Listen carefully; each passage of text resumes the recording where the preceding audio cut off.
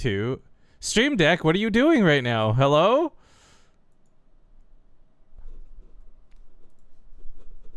This isn't the right scene either. Hang on. I made a scene for this. Which scene is it, though? Did I fuck this up? Nope. Nope. Oh my god. Did it not save?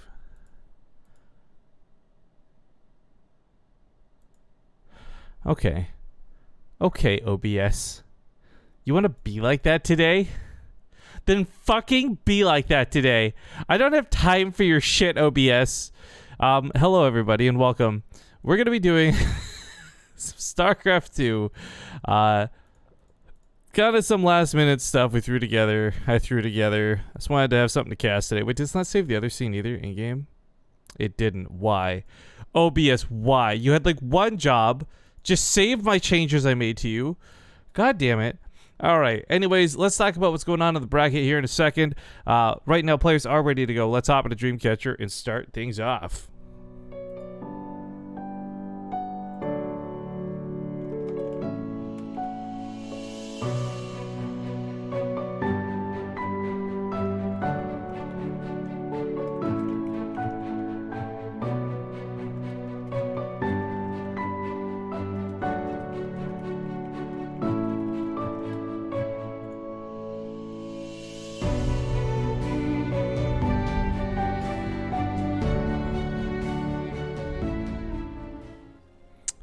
See, I made this little graphic for this little guy, and now he's not on the stream either, and I gotta resize it. Hang on. Oh, September is now. Wow, that's a little big. All right, I think. Hang on. Oh, okay, that's legible. Let's just fucking. We're just gonna go with it. All right. Hello, everybody. Welcome to, I don't know, the last minute tournament. Honestly, I just haven't been casting much since I got back from PAX, and it felt bad. I enjoyed doing some of the variety stuff. I streamed some World of Warcraft. I did a talk show, but now we're doing some StarCraft too, because I missed it, god damn it. And spawning here at the bottom right, he's getting proxied. It's the Purple Terran Cure. And as put in the upper left, it is the guy doing the proxying. We haven't seen him in a while, but it's Fantasy. Also, pardon-moi. I forgot I was playing. If you guys missed it, I was streaming some Tychus gameplay on both North America and Korea. It was a lot of fun. It was some good times. But you guys can check out the brackets for this tournament. So this doesn't really have a sponsor. This is another one of those tournaments I get to frivolously throw due to you guys being awesome subscribers. I've got a couple of bucks we could throw on our players. Put 150 bucks up for grabs today. So these guys can play some matches. Now, there was a little bit of hullabaloo in terms of getting the tournament started. We had 3 players. That's not enough. We needed 4, so good guy Solar gave Stats a call. Stats showed up kind of as a last-second replacement. Then Cure came back from his extended AFK late. He didn't check in, so now we have 5 players instead of 3, but that's okay. You get a bonus match. So we're going to do this best of 3. We got 2 best of 5s, a best of 3 bronze match, and of course, a best of 5 grand finals. But what I want to highlight for everybody watching right now is that right now, because Stats was such a good guy to fill in the last second, I didn't want to waste his time. So to do him a small favor, Stats and Zest are currently playing their best of 5 right now. However, it's going to be done via replays here on the stream, so the results will not be updated on the bracket. And we'll get you guys filled in more with that afterwards. Let's watch this Proxy Reaper take place.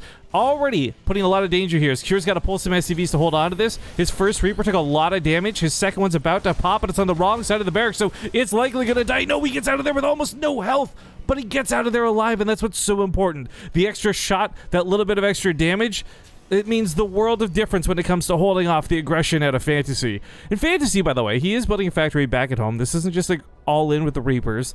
The barracks is going for the high ground, and the second one's just going to keep producing for a little bit longer, but he's likely to pull off of this soon. Also, the Marbles game is lagging my PC for some reason. I'm going to go close that really quick. But anyways, so far so good out of Cure. He's not in any real true danger. He's got a couple of Hellions out that'll help with a splash. Reapers, of course, have got the damage to match his opponent's Reapers. So Cure, without a doubt, can take this fight unless, he gets sniped off before it even begins. Remember, these Reapers have to die. If they get out of there with 1 health, they're just going to heal up to full. So these Hellions have got to hunt them down before they retreat, before they get a chance to heal up. And, that's a very nice double kill out of Cure. However, despite the fact that he wants to go for the counter, there should be a wall off. Right now there isn't, but Fantasy has the money to fill this gap. However, I'm not sure that he's going to. Oh, no. Anyways, getting back on the point of what I was saying before, guys. Cyclone's going to hold this, no problem. Stats and Zest are playing their matches right now. You guys will not know the results of this. It will not be updated on the bracket, but I will cast those replays live here. So we're going to follow the live games first. We got Cure versus Fantasy now. The winner plays Solar. We'll cast that one immediately afterwards. Then we'll do the 2 replays or 3 replays or however many replays it is between Stats and Zest. Then we go to the bronze match. That'll be live again. And then the grand finals, which will also be live. So it will give one of the players a little bit of breathing room, but oh, this Liberator sets up, and this is a big problem because the Cyclones have got to spend all this time locking onto it to kill it, that they're not able to spend time killing the Reapers, or more importantly, the Hellions that are trying to break down the wall. He does kill the SV Bull in the supply depot, which is really annoying, but Fantasy comes out so much behind in terms of economy from this. He's down to 19 SCVs with 9 workers dying just now. Yes, he has a second command center on the way, but this is a 10 worker deficit. Not even a mule is going to bridge that gap. However, at the same time, Cyclones are very, very powerful, and if he just pushes across the map, there's a chance Cure got greedy and didn't have anything to deal with this, but he already has one of his own Cyclones. He's going to have a Banshee, she's going to have Cloak, and let's not forget, a tank to boot. So all things are looking pretty good here for Cure. Cure is a master of TVT, and I think if I had not jumped into trying to explain our slow start, it would have been more evident, because I would always go into just how good Cure's TVT is. One of my favorites, actually. Fantasy also passes by the Banshee with the Raven, but he's not pulling it back, which is really surprising to me. He wants to go for some auto turret damage, I guess, for the SCV line and level out some of the workers, but truthfully, what he's going to need is to not burn a scan back at home. That Raven at home could have meant just killing this Banshee without too much problems, but now there's going to be some serious problems. Remember, the 2 Cyclones, yes, they can lock on, but only if they can see the target. So there she goes. Targets the freshly dropped Mule 2. Ooh, that's going to sting a lot for a player who's in recovery like Fantasy is. Right now, he can't scan.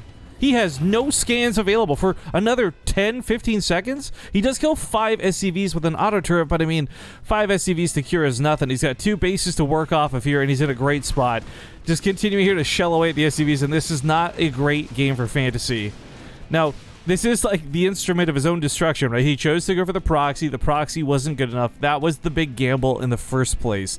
The fact that Cure recovers off of this to any degree, much less the degree he has, that's on Fantasy. That's Fantasy's opening, giving Cure the power to do this. Because for Fantasy, maybe he killed Cure. In an alternate life, Cure's a little more greedy. He wasn't ready for this, and like, that's it, GG, it's all over. But in this universe, in Universe A, in the universe of the Fighting Mongooses, oh my god, he almost gets the Cyclone for that Banshee. That would have been sick. This isn't working for Fantasy. It looks like auto turret took care of, I'm going to guess, a second Banshee. Yep, here on the right side. So 2 Banshees down for Cure, but he's up almost 20 workers. This is so ridiculous. He is going to have his own woes here, but this Banshee, she does not have Cloak, so it's just going to be a matter of time to shoot her down. Oh, if he kites the Marines properly, in the Micro Simulator we've all played once or twice, we know that the Banshee can hypothetically kite Marines forever, but not that Cyclone and not that Lockdown. But okay, let's take a breath. We've seen how this game goes. We're definitely leaning towards Team Cure on this one. Both players are playing Bio, and we'll watch how these guys deflect. But going back to the proper introduction for what is going on, ladies and gentlemen, you're watching the WCS Montreal Waiting Room. What is the waiting room, you might ask? I needed a name for the tournament, and frankly, let's be honest, everybody here is stoked and waiting for WCS, so I figured we'll get a couple of matches, I'll get back into casting things, shake off this rust, and maybe, just maybe, we'll get some good games out of it too. Either way, while these tournaments, these little pop-up tournaments we do now and again are kind of last second and honestly for fun and for me more than anything else, I am looking to get back into the actual regular casting of things. If you guys haven't seen, I've been working hard. I've been pretty vocal about this on Twitter. We got 6 Ting preseason cups. We have the actual Ting season 5. We got BTSL North America. We got BTSL cross-server finals. There's so much StarCraft going forward, so I know that this has been a little bit more downtime on the channel than usual, but I hope that doesn't worry any of you or concern any of you because, again, looking to get back into casting, even right now today when we weren't supposed to be doing anything at all. Also, I really wish this screen region thing would stop breaking on me. I don't know. Can you guys see this right now? No, you can't. Okay, OBS is fine. I'm getting some weird window clashes, I guess you could say. But hey, Papa Mitch, thank you for the resub. 52 months of dedication, sir. An H7 salute to you. I will say this much, though. I really wish we had the equipment and the relationship with Blizzard / the players to host like some pre-WCS show matches with the players who like got knocked out yesterday or something, right? That would be the ultimate warm-up, I think, for WCS Montreal. But maybe something to consider for the future, or maybe something Blizzard will never do at all because, well, let's be honest, guys, it's Blizzard. But anyways, Fantasy looking for a triple drop in the main. He's got a couple of tanks with this, and truth be told, boys, down 20 workers. His army supply is not too bad. The biggest downside for him, though, is he doesn't have the upgrades of Cure. Now, yes, he's up combat shields, and that's going to be really nice, but the 1-1 is going to just wreck him, I think, before he even gets a chance to land. There's 2 missile turrets. There's a lot of Marines. By the time these medevacs even get into the main base, 1 or half the army is going to be dead. I love the siege tank position here at the 3rd base. I mean, frankly, Cure's greatest weakness is his natural, and it's a bit of a bluff to have done this the way he did, but Fantasy doesn't know that. And if Fantasy knew that, he wouldn't be trying to boost in down here through the south. Marines with that pre-stem, yeah, you're not getting in here, Fantasy. I'm sorry.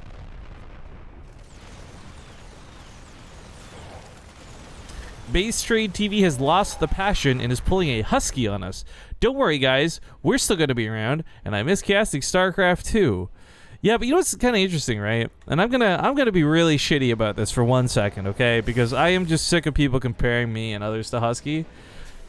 I don't know that Husky put money into StarCraft 2 the way I do.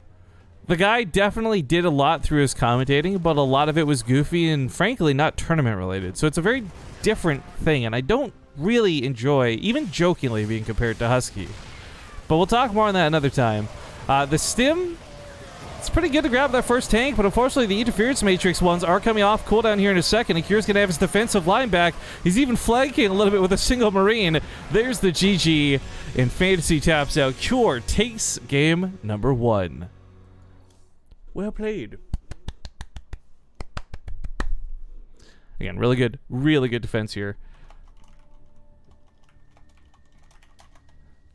But yeah, so this is going to be kind of cool. I kind of hope Cure takes this because Cure versus Solar is actually a very often visited and revisited matchup here on the channel. We've seen them play a lot. But we got Blue Shift being selected out of Fantasy. We got a couple of subs coming. Give me 1 sec, guys. I'll give you your due shout-outs. Let's gotta get the lobby up first.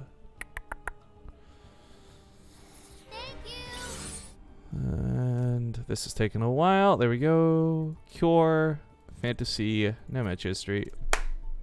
All right, who hit us up with those 2 subs? We got Yvonne Taro, thank you for that Prime sub, and Miracles, thank you for the 42 months. But yeah, here's the thing, guys, and I want to be very clear about this, right, before I do this intro.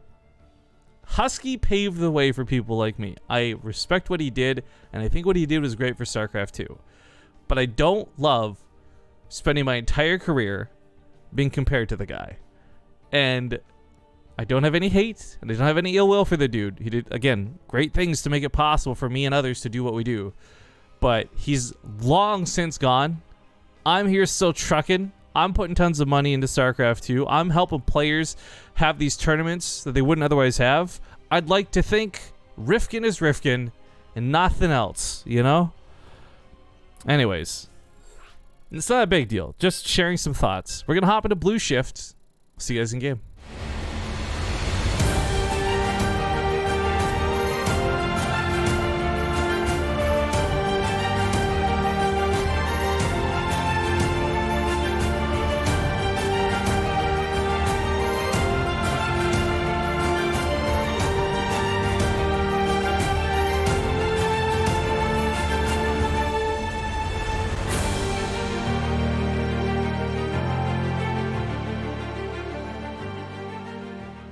You motherfucking right, Husky doesn't have marbles. All right, we're getting into game number 2. Spawning here in the top right side of the map, we got the purple Terran Cure. And to the bottom left, it's his opponent, the red Terran Fantasy. Unfortunately, he is down 1 and on his last life. This tournament does have a very rare third place match. However, the player who loses this best of 3 will not be eligible to play for it. Prize money, as I said before, is $150. And again, while no sponsors are here, it is because of you subscribers I'm able to throw tournaments like this. So again, big shout out to you guys for supporting everything. We got $100 going to first place. Oh, holy moly, messed it up a little bit. It's actually $75 to first place, $50 to second place, and $25 to that third and fourth spot. I'm going to have to go message her briefly to fix this.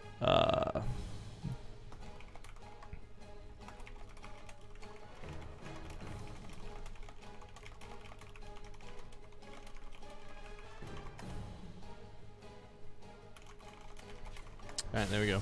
I just don't want players thinking, oh, I won 100. Why did I not get 100 later on in the line? Anyways, last game started off with a proxy out of Fantasy, which, again, I don't fault him for. I don't think is an issue to do in a TVT, especially your first game in a best of 3. But, unfortunately, it did not work out for him. And now we find him playing a little bit more standard, a little bit more at home. I'm also seeing some of these, good old-fashioned Korean stutters. I will be completely honest with you guys. One of the things I am excited about for casting stats versus Zest via replay is knowing that I'm not going to get these weird stutters that seem to occur every now and again.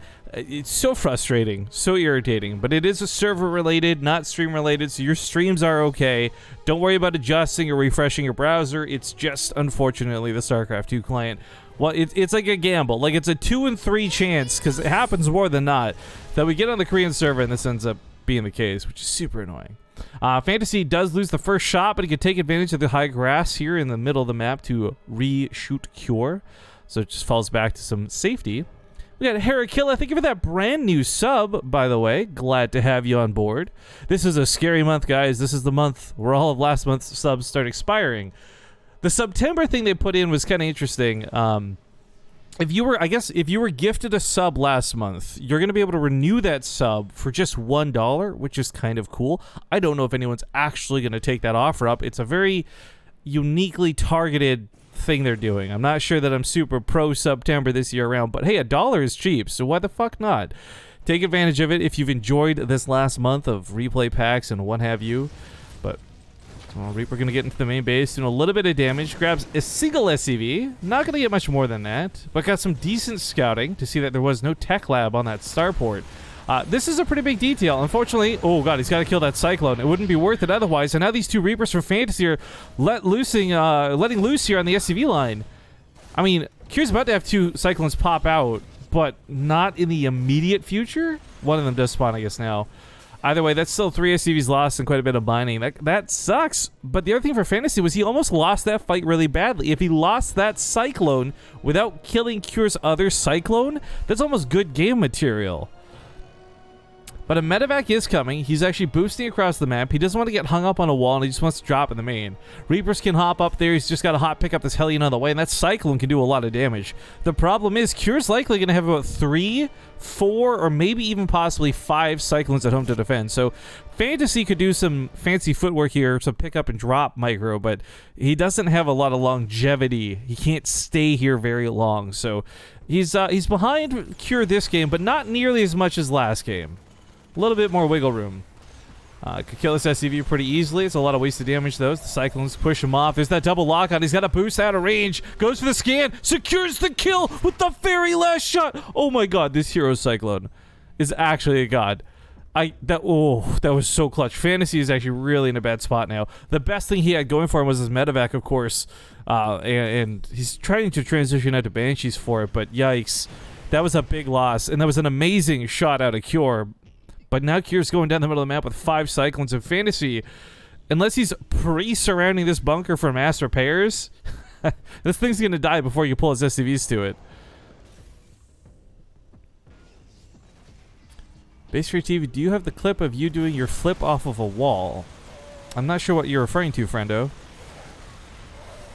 Oh, this is pretty bad for Fantasy, guys. Tank is up, SCVs are pulled, but the Cyclones are still just doing so much damage. A Banshee doing some counter, but she's got Cloak. There's the Cloak. These 2 Cyclones still weren't properly taken care of, though, so they hit that SCV line. Freshly dropped mule also getting a little bit low. 10 SCVs dead is not a good number. This Banshee could probably clean this up, but he didn't get enough counterattack damage, and this is a pretty rough spot for Fantasy once again. Love the guy, but not in the greatest spot for these two TVTs.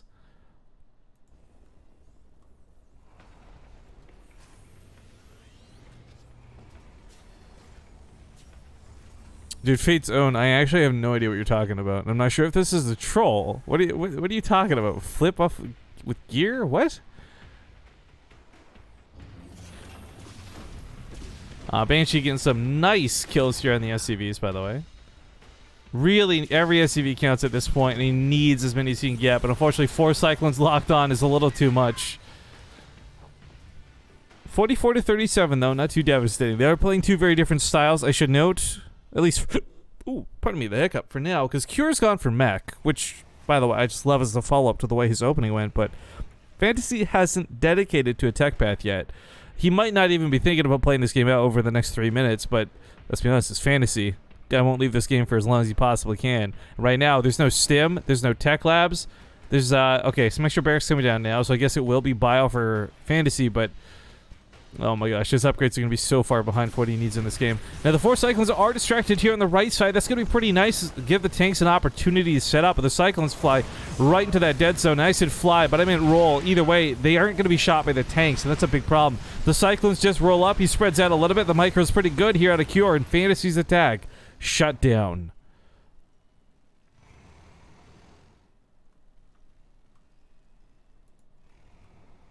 Rifkin, I know you did a flip off a wall for a pizza 2 to 3 years ago. Dude, you might be right, but I literally don't remember this, so I don't know what we're talking about. So I'm just going to ask you to drop it, but not because I'm upset, but because I just don't know. I'm sorry, my friend. Do you know what I'm talking about when I refer to the vest? What are these? Everyone's pulling out these, like, inside things. Like, did I lose? Did I have a concussion? I don't know what anyone's talking about this morning. Hey, Port, what's up, dude? How you been, man? Let me throw money at you so you like me. Dude, it's okay. I already like you. If you want to throw money at me, don't let me stop you, but I'm just saying. I already like you, buddy. That vest you put the grilled cheese in. Okay, see, now I know that reference. That thing was super useful, okay? But because I'm such a big boy, that thing was more like a bra than a vest. Feels bad, man. We got some we got 4 medevacs boosting in here. Did this stream just become sponsored by Port? Hang on, we'll talk about this in a second. Last tank trying to hold on. Hellbats and Blue Flame are a little bit too good for the Marines, and the Cyclones are too good for the tanks. There's the GG. There's the tap out. Cure will take a nice, easy 2-0 over Fantasy. And he will move on to fight against Solar, who is coming up next. And like I said, we'll do these 2 live matches. So Cure versus Solar will play out now live. And Stats versus Zest is still playing out. And it's going to be cast by replays afterwards. This is where I would normally play a commercial break. But because Port just boosted the stream, I'll skip it. Was this your fracture? Let me get the lobby up. Then I don't even see how many subs he gifted. Was it 5? Was it 10? Was it 20? Was it 50? Hang on, give me a sec, guys. Or uno momento, Port. I'm just trying to sort this real quick. Thank you. All right, lobby's up for fracture. All right, Port just gifted 20 mother flipping subs to you lucky bastards in the chat. Port, thank you for throwing money at my face. And oh, do I have this here? I don't think I've ever had enough dollar bills on me to do this before. But guys, here's my impression of Port ADSE, okay?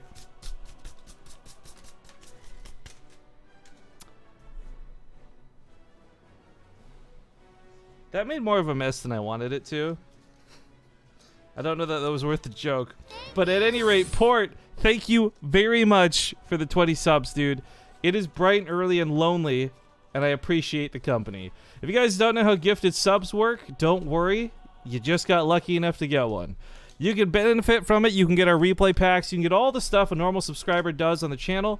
Thanks to Port if you happened to win one of those subs. The best way to increase your chance to win those subs...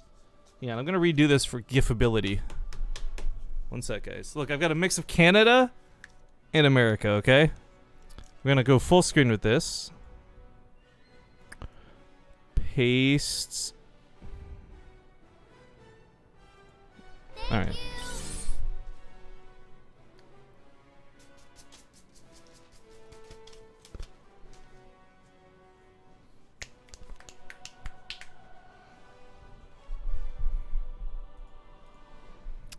Port, thank you very much once again, dude. I'm gonna clean up this later. Thank you. Anyways, I'm in the lobby for Solar versus Cure. I'm gonna go update the title of the stream, by the way. Montreal waiting room, sponsored by Port, because I know he wanted this, dudes. He's been asking for this for a while. Sponsored by Port 80 SE. There you go. All right. Anyways, they're saying they're ready. Oh wait, is Cure ready? I know Solar says he's ready. Rifkin, you're a strange person. This is why we love you. I know. I've been strange my whole life. But let's hop into Fracture. I'll see you guys in game. If I can find the map intro button.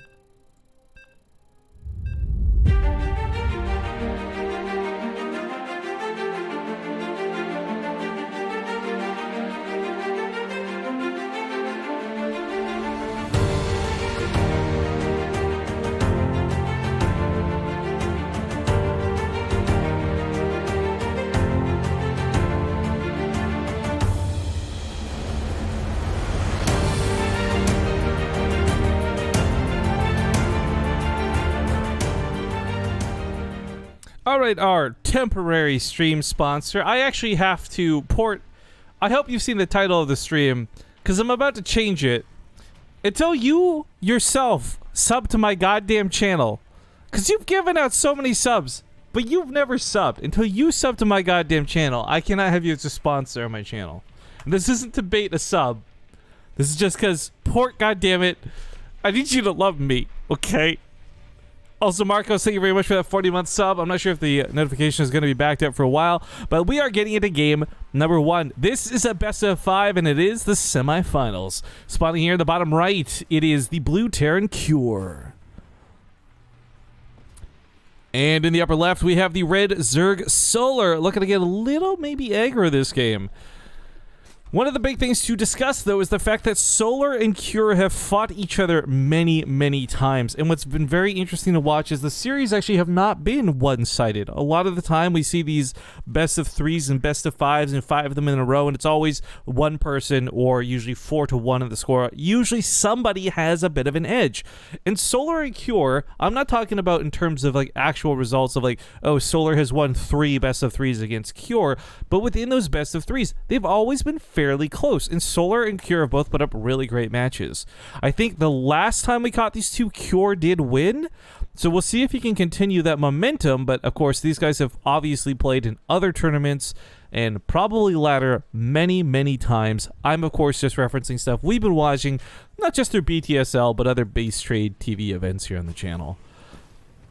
Also, the Matchy Man just gifted a tier 1 sub to Port, so I guess I can add sponsored by Port to the stream title, but I'm gonna put an asterisk. All right, there we go.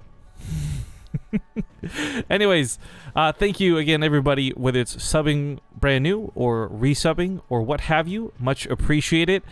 And of course, all those people who just got gifted a sub, do me a favor while we're watching this game open up here, type !Discord in the chat channel. That will provide you the BaseTradeTV Discord link, or if you're watching this on YouTube later, you can always check the description down below. But the point is, on our Discord server is where we do a lot of announcements and communication with you folks outside of the casting hours when we're live. But more importantly than that, if you're a subscriber, we give replay packs to the subscribers in the subscriber-only channel. So, hey, you just got gifted a free sub. Take advantage of it, man. That's a month of some of the top-tier Koreans we'll be posting replays from, on top of Europeans and other great players. Not to mention, that's where we do some specialized giveaways and some other things, but that's more on the nose. You'll have to be there to find out about it. Although, if I'm going to be honest, like 90% of the sub-channel is everybody making me feel bad with emotes and anime memes. God damn it. Now, the command center here is unguarded, but that's okay. It did finish up. couple of Hellions will be spawning soon too. That's a lot more Zerglings than I think Kira was expecting though, and unfortunately one of these Hellions is likely to die. He's got to make a choice here on lifting those depots. Last thing he wants to do is let these Zerglings into the base, even if it means sacrificing that Hellion, which I know isn't fun, but it's the right move to make. And Solar's aggression that I had mentioned earlier, that faster speed and of course a few more lings than normal, caught Kira a little off guard. Now this wasn't devastating damage, but it was a nice pickup, and it certainly got some nice control. Killing 2 Hellions this early strips away a lot of the power Kira has to go across the map and do any kind of harassment, much less even clean up the creep tumors. And there are 2 dedicated queens right now to spreading creep. Alright, I gotta ask this before I start talking about it in stream. For you guys who are in chat right now, I don't want you to vote yes or one or heads or whatever. Easy answer, guys.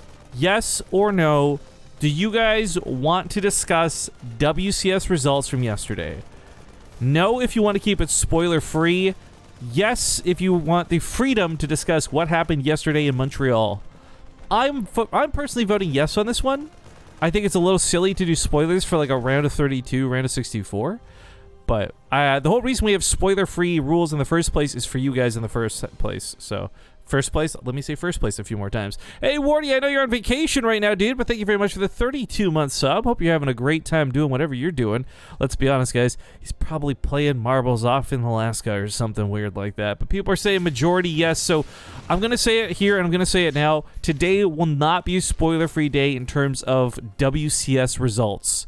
If you were not watching WCS or you have not seen the round of 16 bracket that was posted and then, funny enough, reposted, and I'll discuss that in a moment, then please leave the stream and watch this later. But yeah, the funny thing, regardless of results of who you guys were hyped for to make it through, they messed up the seeding for the round of 16. They actually set it up so that the wrong players were set. I think it was Showtime and someone had played each other in groups. So they had to redo the entire bracket, but more on that in a moment. Right now, I think we're about to watch Cure die.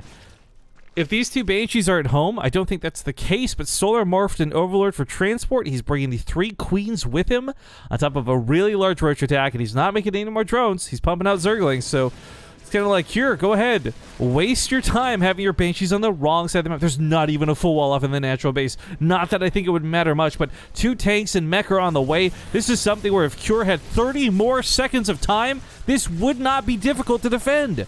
But right now, he doesn't have what he needs. He's going to lose everything in the natural base. He's hoping that trading out with the Banshees on the other side of the map might pay off. I'm not sure that it will. In fact, the Banshees right now not being microed means they might just die. The Spore Crawler 1 goes down for sure. Oh, that was all his counterattack potential. Even dropping a creep to me here on the base. Oh my god, that's going to be so annoying because even if Solar gets pushed back here by some strange means, he's not going to be able to land the command center. He's going to have to burn a scan to take out that creep tumor. And both the Banshees have been fully cleaned up, so now all Cure has for him going right now is what he's got at home. A couple of tanks are positioned very well here. It's going to be difficult to get up that ramp and do the Corrosive Biles that you would normally do to kill a tank.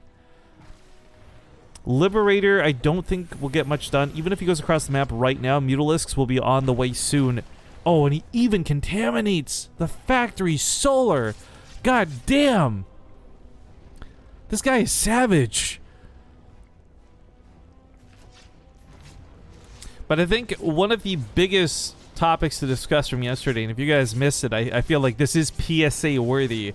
You know, we had known this. This is not news per se in terms of Snoot retiring after Montreal, but he lost and he's out, and he's officially in retirement mode, I guess, which is a real bummer because for me, Snoot retiring really is the end of an era.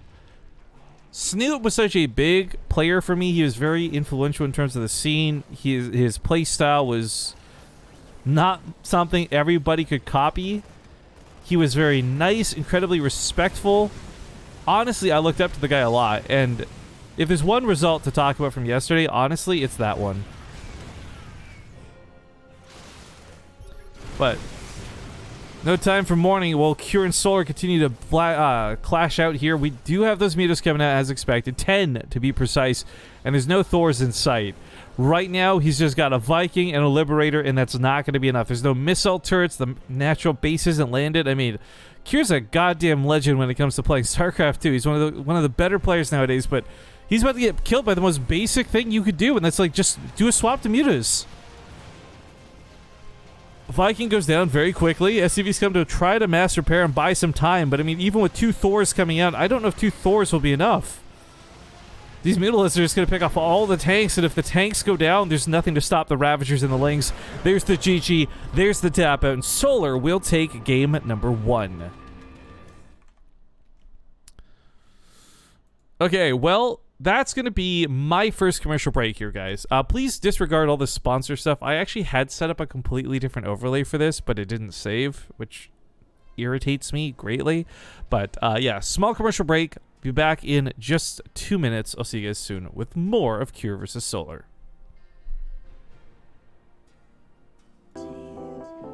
Pretend everything doesn't remind me of years, like disciples do. Put it in a box and lock it. Try to forget all about it. Shelve it up in the closet. We say we're both better without it.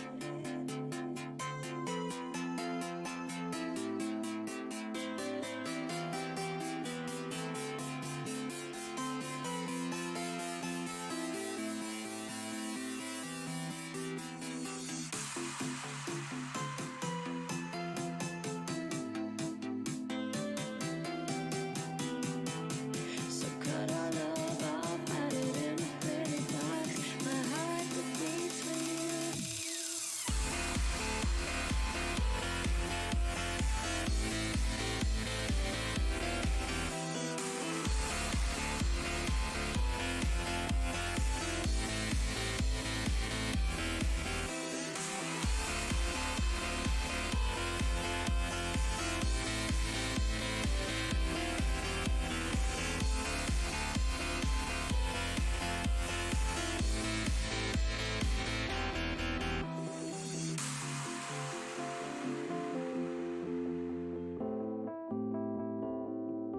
Put it in a box and lock it. Try to forget all about it. Shove it down in my pocket. Ignore that it's there when I'm walking. And shelve it up in the closet. We say we're both better without it. So cut our love off, hide it in a pretty box. My heart that bleeds. All right, we're back. The best of 5 continues here for the WCS Montreal waiting room. Spawning here in the upper left side of the map, we got the purple Terran Cure. With his opponent in the bottom right, the blue Zerg Solar. And I guess since we are discussing more about WCS, you guys who are watching in chat, you passion lords who are up, ready, and waiting for WCS to start today, let me ask you 2 different questions, and I want your honest answers for either, okay? The first question is, which player are you rooting for hardest here in the round of 16? Who's your one guy that you want to see make it all the way go through to the end? And then secondly, who's been your favorite caster so far, or caster combo? This has been a very unique WCS to say the least, actually. Of course, people are saying, Cyril, get out of tune. Good morning, Atira. People are asking also about the whole Snoot retirement thing. So here's the thing, guys, right? Retirement in StarCraft 2 is not retirement like it is in real life. And a lot of the times, players will come back. I think, though, for Snoot, because his emphasis here has been he wanted to go back to school and work on other things, this is going to be more retired than normal. Now, maybe he comes back like Stefano did, and that would be awesome, and I would be beyond happy. But I think knowing how many times Snoot has taken breaks from the game and what he wants to focus on, and I look to what people like his old teammate Bunny did, where unfortunately he has been gone since he retired, I imagine it'll be the same for Snoot. And that really makes me sad. Because again, Snoot was for sure a player to look up to for many different reasons. He had great personality. He was very just good at the game, and bums me out. But it is what it is. And hopefully people like Raynor and others can fill those really big shoes that are being left behind.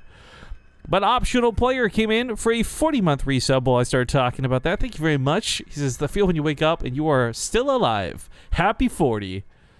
Hell yeah. Also, I do want to make very clear that this is not the Ting preseason cups. I know we had someone ask about that earlier. That will be continuing next week after everyone's back from Montreal and rested and planed out and stuff. But yeah, for now, it's just a little bit of a YOLO Cup. If you guys like this, maybe I'll try and throw one again tomorrow. Although I don't know if we're going to struggle to find players again, because that was actually kind of... I was surprised. It's the first time in years of doing this we've had a true struggle with finding Korean players to compete.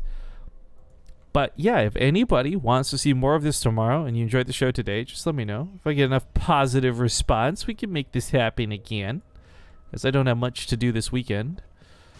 I feel when you have so much of a social life. So I roll my eyes incredibly hard here. But going back to what happened last game for a moment. Solar, I love the aggression right from the get-go. The Lynx put some pressure on. It definitely threw Cure off a little bit. And of course, the all-in follow-up, which killed Cure, was a big problem. But Solar plays a completely different going here in a Dreamcatcher, right? This was Cure's map pick. I think Solar might be expecting Mech on this map, but we'll see what he feels. This is up to Cure what he wants to do, but there's a lot of great spots for tanks and other great spots here for Terran to take advantage of. My point on this, though, is I love that he plays that macro style and less of an all-in, at least initially here. That faster third hasher is something he did get away with. There's rocks he can break down for a little bit more security. And I think he'll be okay to just drone for a little bit. He dealt with the Hellions pretty nicely. I think Cure had hoped to poke in and not lose them in order to elevate them all to the main base, but unfortunately, he's only going to have 3. That is a really weak sauce attack. This Queen's not going to be in position for it, unfortunately, but Spinecrawler was canceled. Couple Zerglings out. He did drone, perhaps a little bit aggressively here, but that's because he had the freedom to do it. All he's got to do is stop one of these Hellions, and this is a much easier attack to hold. 2 Hellions are such a pain in the ass to kill enough drones, and he targets the medevac first. Oh, Solar, you are playing exactly as you should, my friend. Loses 5 drones. Grand scheme of things, not too bad. For the cost of that medevac especially, damn. But once again, I really want to emphasize, guys, you're seeing some stutters. I know it's not pleasurable, it's not great, and it's not my broadcasting equipment. It's not your Twitch player, or I guess later on YouTube, it's not the video player there either. It's just unfortunately what's happening in Korea. I can have 240 ping and stutter like crazy, but then I can have like 400 ping. It can be smooth as hell. There's no consistency. That's what makes me so mad.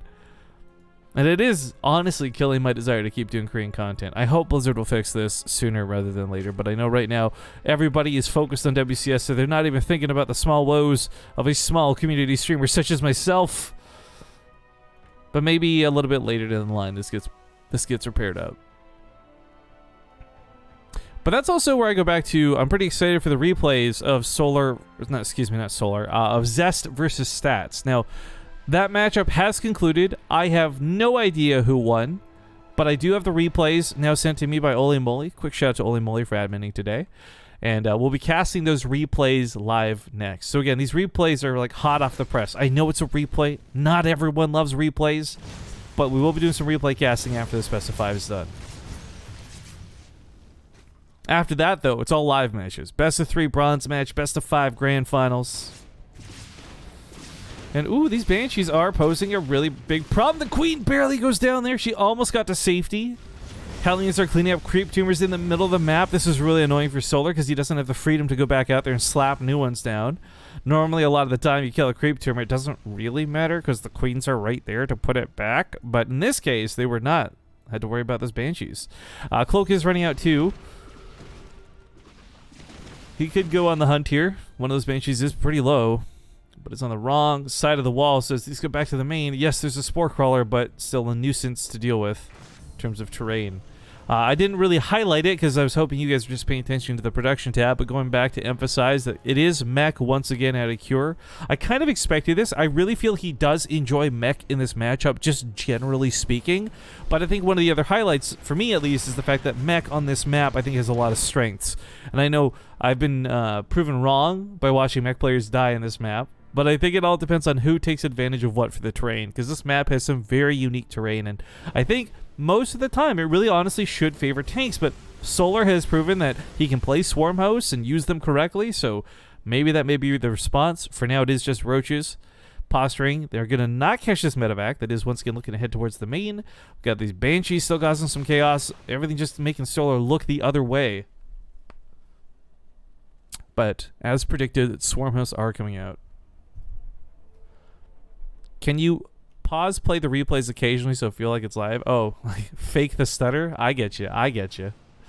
As they're selling to the main base, by the way. Drones are not pre-pulled, so unfortunately, this is going to be some roasted drones for Solar. Now, 4 go down to start, 8 to follow up. Looking for that 12 shot, 10 at least. And this is a bit of chaos here in the main base. Now, what's great is getting 16 workers is a pretty big deal. That actually brings Solar to a lower worker count than the Terran player, which is not something you see often. But the problem is, this came after Solar established his army, right? If this had killed 12 drones and he had to use all of this larva to make 20 new workers instead of 12 swarm hosts, that would be great for Cure. But the timing here doesn't quite work out for him. The swarm hosts are already good to go. These are going to be free units looking to hit Cure. And like, even if they don't kill a lot, even if they only kill like a couple of units, kill a single tank, 2 tanks, it's still perfectly fine because they're free units.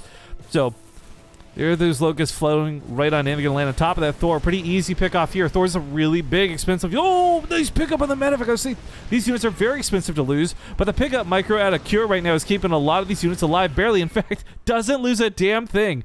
I am actually like, whew, that was really impressive.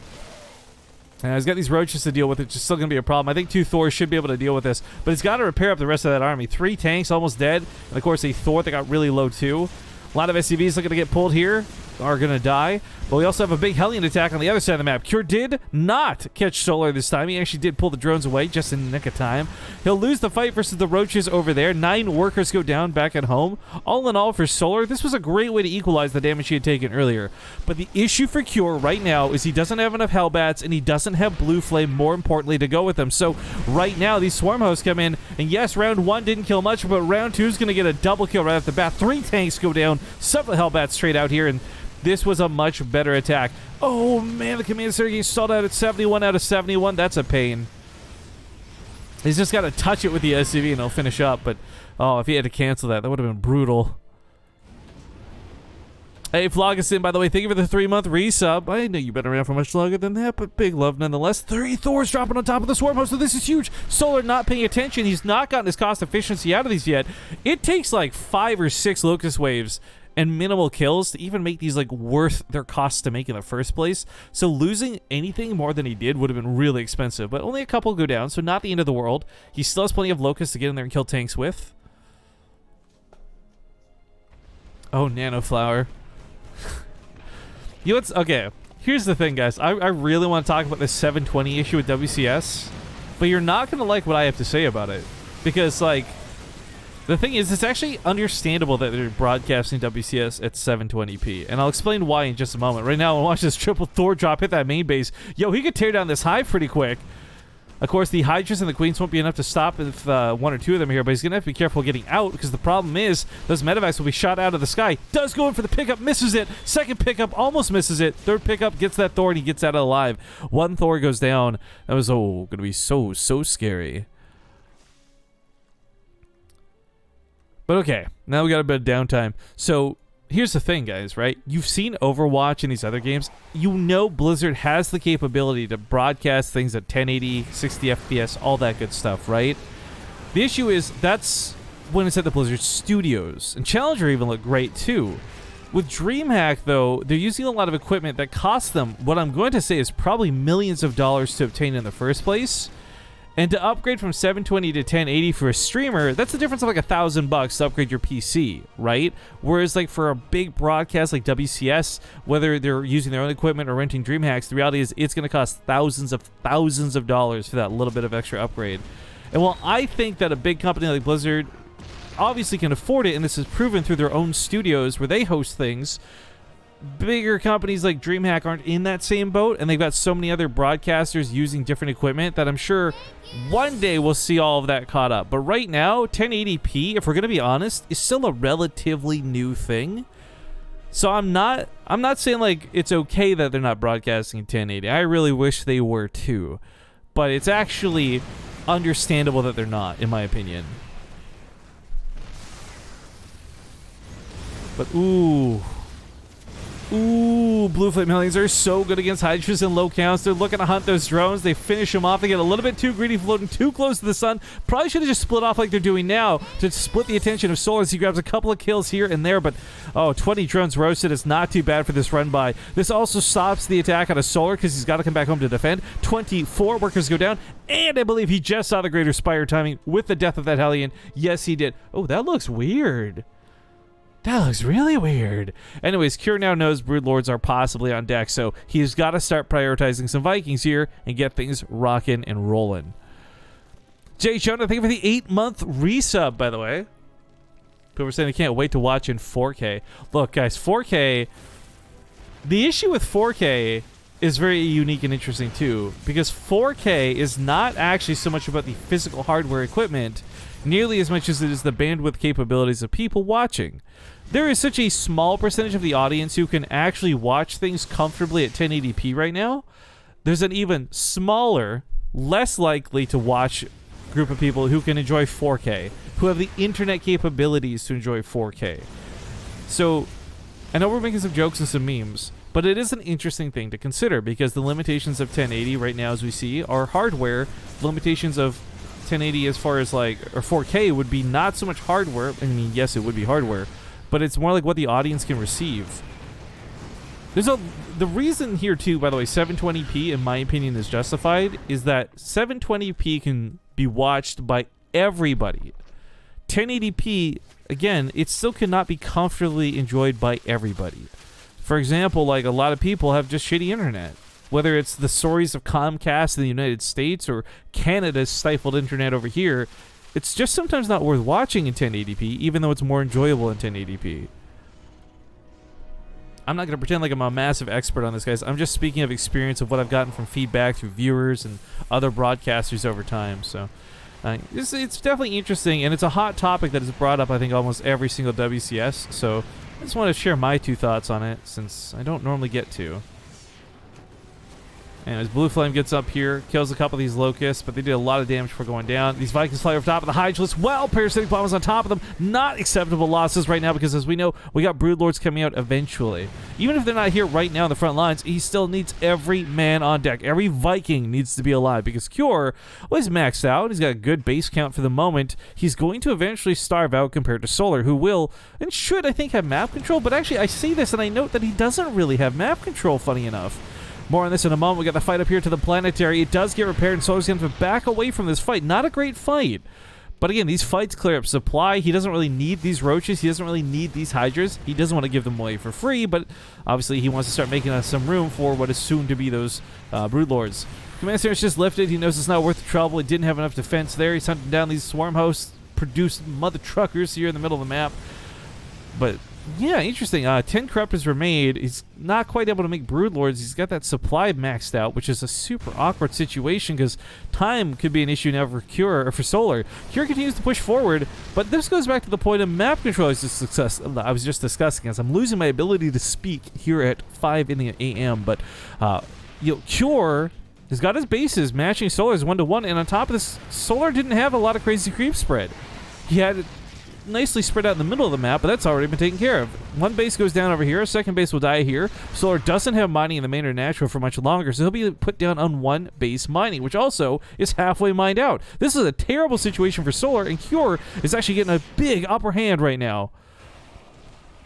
Now, the Broodlords might come into play here. He's going to wait for the parasitic bombs to make sure the Vikings get taken care of. There are a lot of Vikings. There are no corruptors for this. So, oh, excuse me, I take that back. There are corruptors. I thought he made them all into Broodlords. That's my mistake. But regardless, the point still stands. There's not a lot of pushback for the Vikings. So, once the parasitic bomb takes him out, oh my god, he almost flies 3 dead ones into it. But yeah, as they take out these corruptors, they can start taking those pot shots at the Broodlords. Tanks can deal with the Hydras as long as he doesn't overextend here with the Vikings. And I think he knows this too. So, great positioning out of Cure, and of course, good control, because right now his biggest deal would be overextending, getting a little too greedy, getting a little too overzealous to go for the Broodlord kills. But the Broodlords are going to take out those tanks, not before the tanks take out that base, and this goes back to that rudimentary problem of income I talked about for Solar. He could take a good fight here, but can he replace his army as it dies? He's got a lot of gas, but not a lot of minerals. tanks are also doing a lot of friendly fire, which is not helping the situation. It looks like the Corruptors have broken the Viking line, so Cure will back away from this fight, but he got some really good damage out of this trade. The downside is, though, this pushback out of Solar might not stop. The Corruptors do take out the Vikings, leaving a lot of freedom for the Broodlords. They are slow, but they are coming.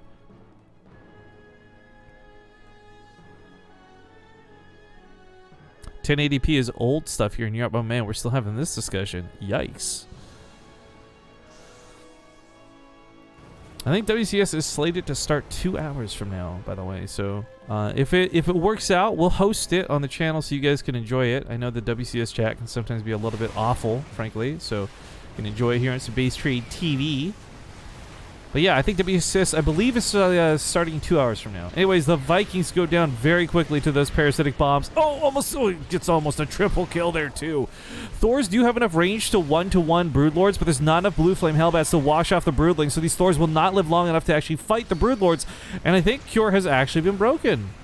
His supply is not recovering. Yes, he's got 6 Vikings at a time, but his ground army is going to be gone when this is all said and done. If he's got no ground army, hell, Solar can just make roaches or lings. Making Hydras as the choice here still works out fine. A little bit more expensive, but all in all, Cure is doing his best. Problem is these Vikings, I just realized there are 6 being made at a time, but they're coming out like 1 or 2 at a time, so they're not collecting themselves, and they're just flying into the Corruptors and getting picked off. This is a big problem. The Thors have been saved for a small period, but guys, I don't want to be doom and gloom here. This is looking really bad for Cure.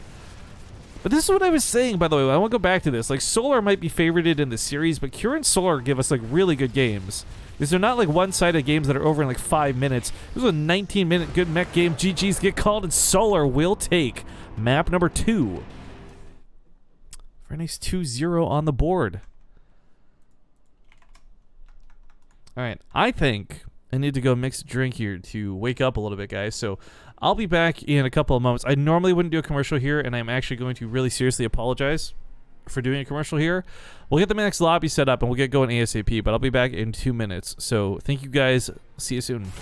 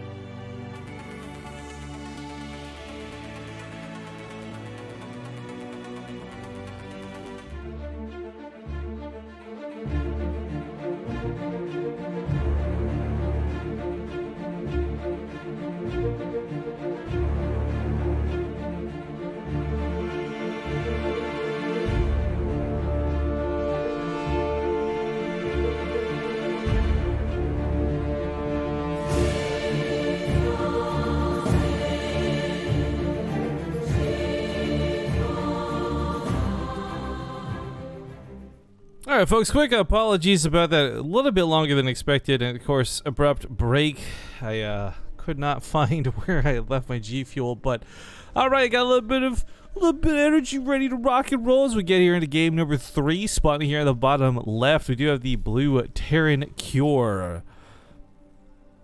And of course, his opponent in the upper right, we have the red Zerg Solar. Now, I really want to emphasize these have been great games, and maybe this will be a 3-0. I don't know. But, again, because I know this will be a problem, and it's not a great way to do things. But, guys, we're going to be doing a replay cast next of the other semifinals. So, Stats versus Zest has played out. I have their replays thanks to Oli Moly. No, I do not presently know the results, but those will be cast live. After that, we'll be back to live matches. The best of 3 bronze match for 3rd place, as well as the grand finals, best of 5. Those will all be cast live, okay? So again, we have one best of 5 after this that will be replays, and then we go back to casting the games live.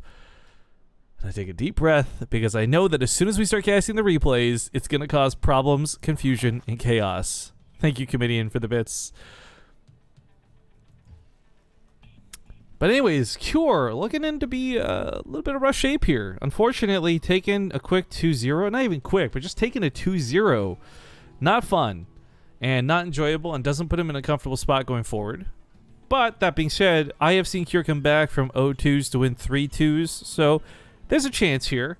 Unlike a conventional best of 3 where he would already be out of the tournament, he still has this life to fall back on. Solar's getting a little bit aggro, by the way. He's going to sending some lings across the map pretty quick, but these are to be expected. These are the lings that are meant to punish somebody who sends a Reaper across the map, as Cure is presently doing. And oh goddamn, I can't stand these Korean setters, guys. I know you're all in the same boat with me, but anyways, this should get a kill on the SCV building the command center. That'll be a little annoying. I don't know if we get a full-on cancel, but it'll be super chaotic for a little bit. Supply Divas are raised in the nick of time, and the Reaper's racing back home. Psychonian says, what flavor G Fuel do you get, and why wasn't it Phaseberry? What if it was Phaseberry, dude? It wasn't. But what if it was? No, actually, a streamer friend of mine, Femsteph, recently got sponsored by him, so I was like, you know what? I'm kind of running low on the stuff I had. I'll go buy some new stuff with her code or whatever. It's the what is it? The Swedish fish, the Swedish gummy flavor or whatever. It's actually really nice. I like it. But man, I can't drink too much G Fuel. This shit tastes like juice, and like I'll probably like poison myself with caffeine just drinking too much of it one day if I'm not careful. So my limit is 1. That's it. 1 mix of G Fuel a day max. That's what we've stepped into here now. I will say though, I do like it because I used to, you know, I've done the whole Monster, the 5-hour energy, the Red Bulls, like they all give you energy to an extent, but the problem is I feel like once they wear off, you get that like really hard crash. And again, I'm not sponsored by G Fuel. Let's make this very clear. But the one thing I do kind of like about G Fuel is that I don't get that same crash. I don't feel like I'm dead after 4 hours, right? But oh, hey, by the way, I'm totally not casually playing Pokemon Go. And I totally didn't just find a Sableye! What's up? Let me catch this bad boy real quick. Okay, so this poke is denied. The queens push this back. I gotta tell you, it's the worst thing. I thought it would be the best thing. The worst thing about this new Blaze is having the Pokestop in range of my bed and my PC, because I spend more time than I should playing Pokemon Go nowadays. I'm by no means going to be a Pokemon master, but as someone who lived in a rural area for basically the entirety of Pokemon Go's existence, it's kind of nice having a Pokestop like right outside, to be real honest. Also, did you guys, Jibby, did you see what I posted in the Pokemon Go chat on Discord? Am I crazy? Did I do the math wrong on that one? I feel like Pokemon Go is actually scamming people. Also, I just realized I posted it in the Friends Code channel. Fuck! Why am I so bad at Discord?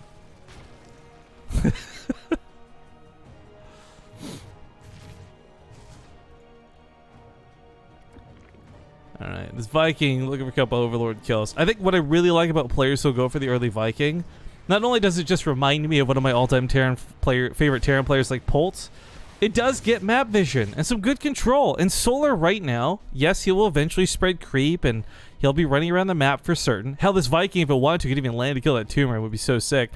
But he's not able to spread the overlords out. He's not able to see what's going on outside of the initial scope of things. And Cure will, frankly, deny map vision, deny some of that map control. BaseTradeTV, remember, you're supposed to send a picture of Sableye to somebody. I don't know what... Dude, Fate's Own, everything you're talking about this morning, I'm just like... Does this guy come from a different universe where it's almost the same but slightly different?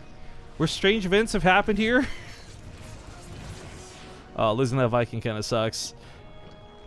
And one of the other things that Viking would have done was get some really nice scouting information.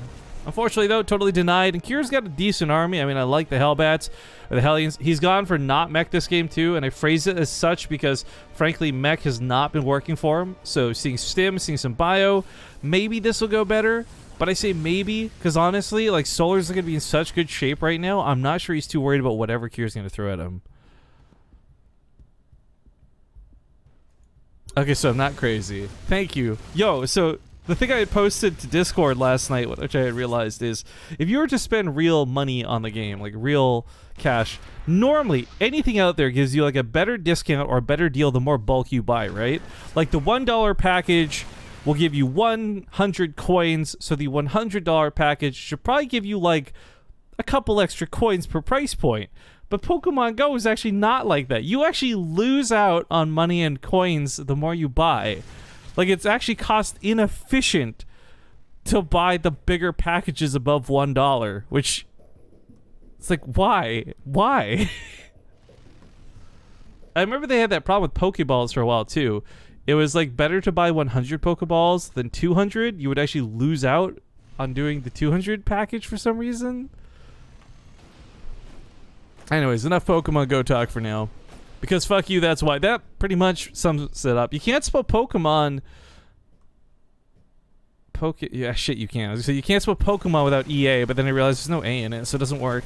Anyways, there is a nice force of Marines cleaning up quite a bit of creep tumor action up here to the north side. The problem is those Marines are not home to defend. And while there are 3 siege tanks up, those are 4 free supply depots and a lot of Ravagers. Cure's best bet might be to set up a flank, but he's going to try and defend all on one side. Ugh, that's a lot of army to fight against here. He's down half the supply. Yes, he's got 1-1, and tanks are better than roaches, especially when it comes to this kind of supply. But I think the bio's not going to hold up here. The tanks are getting these roaches really low. The Marines are getting some great executing shots, but the Ravagers are removing the tanks from play, and that supply deficiency remains consistent. 17 workers died to make sure these Marines survive. But these Marines, that single Marauder, it's not enough to clean this up. That was a hell of a fight out of Cure, but guys, I think Solar's about to win the game through supply and brute force alone. Although, I do have a lot of faith in what Marauders and especially Cure can do. It's still just such a big supply deficit. 1-1, great here to match Solar's 1-1 timing on the attack. Tank up on the high ground, going to be doing some really nice damage. Again, these roaches getting very low, and the executing shots coming down from the Marauders. He is going to clean up the Ravagers, but that's not the end of this. Solar just has to back up and regroup because he's got a big rally of more roaches on the way, and Cure is not safe. Losing control of the third base was tough. Marauders, expensive. He's actually in a situation that is winnable, but it would require Solar messing up, frankly. The medevacs are almost out of juice, too, which really isn't helping the situation. So every stim here is going to be very costly for Cure, and oh, the armory goes down, too. This is just not getting better. It's getting a lot worse before it's getting better. Crystal's looking to land on the heart of the army, too. Grabs a couple of the Marauders with him. Not grabbing those medevacs yet, but again, these medevacs are pretty much dry. Also, ooh, that is really loud, but really sexy. Thank you, whoever that was. We'll get to your donation in a moment. Right now, we're instead watching the death of a great Terran player. And unfortunately, Cure is going to die. GG's, well played. Solar will take the series 3-0. I was really hoping for Cure to go through because, while I don't know whether Stats or Zest won, we're going to find that out as we get into the match in a moment. Cure has actually had some really good PvT lately, so regardless, we'll see him again in the bronze match that'll be coming up in a little bit of time. We are now going to go to that replay cast. I gotta go inform the players too, so before I do, who is that? Mech Xavier, thank you very much for the $5. He says, thanks for keeping us entertained while waiting for WCS. Glad I could warm you up. Lord Philliam also cheered 100 bits. I missed that earlier too. Thank you for the bits, dude.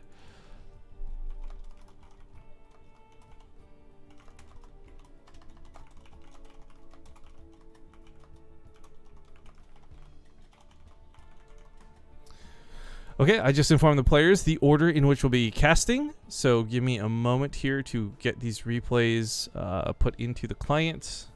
I'm trying to not play a commercial break because we just did, so you guys can... Yo, you know what we can do? I'm so silly. Why didn't I think about this? Rather than playing commercials, what's a good way to keep everybody entertained? What's a good way to keep the attention of everybody while I get this lobby sorted?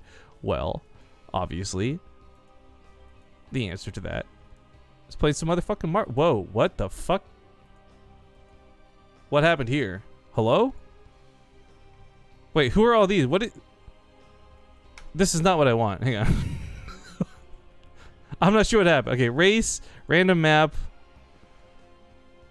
There you go. I'm not sure what the fuck just happened. Okay, anyways, exclamation mark play if you want to play. Some of you may see now that we have some extra balls. This was awesome and courteous of some people who had donated on the stream prior. So if you guys want to use the extra balls, all you got to do is type the number. Oh, why is the replay? What? Hang on. I'm trying to download the replays all Emily sent me.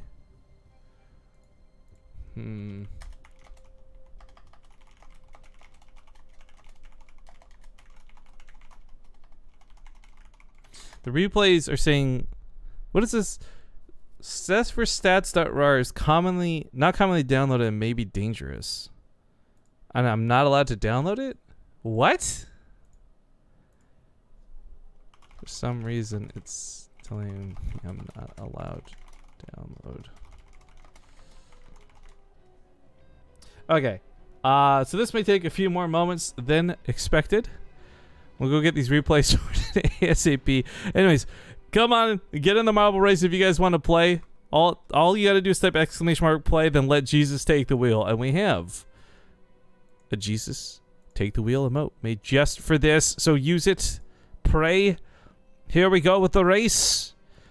And this will be some lazy observing for a second while I try and get this sorted with Holy Moly because...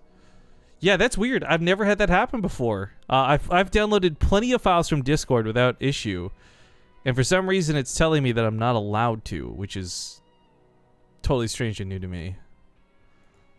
So sorry about this, guys. Give me a few moments here.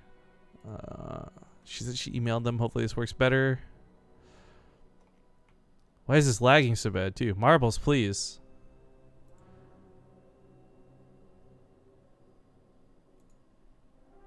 Okay, I think I got the replays downloading now. This should be sorted.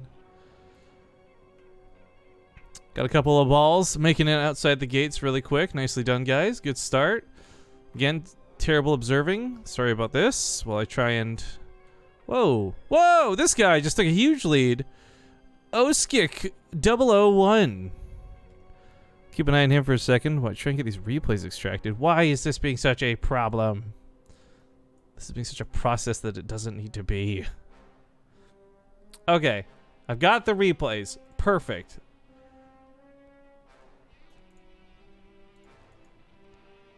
Now I just gotta host the damn game.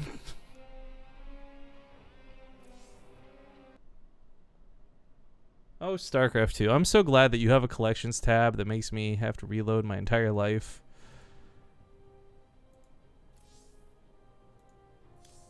That's so obnoxious. Anyways, congratulations to Oskik 001. First place finish. Well done. Well played. Lesby Friends is currently going to the moon. May you find the original moon landing up there, I suppose. Alright, watch solo. Okay, so again, I don't know the results of this. Oh, I've made the wrong one. 1 second. This is also not a good start. Oh, sorry. This thing keeps taking the camera control when I tab in and tab out. Anyways, congratulations on those who won or didn't win the race. Trying to figure out how to do this without spoiling stuff for you guys. I don't think there's really a way to do that. Okay, I got it. I got it figured out.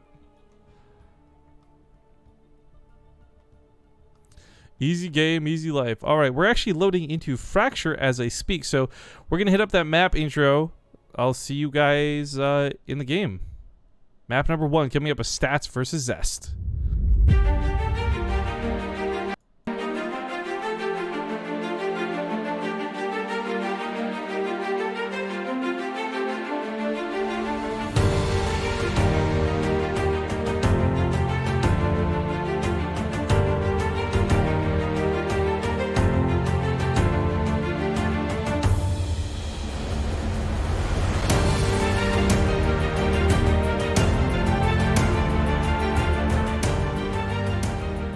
But we don't want StarCraft 2. Well, you're going to get it. Folks, it's a best of 5. It's the other semifinals.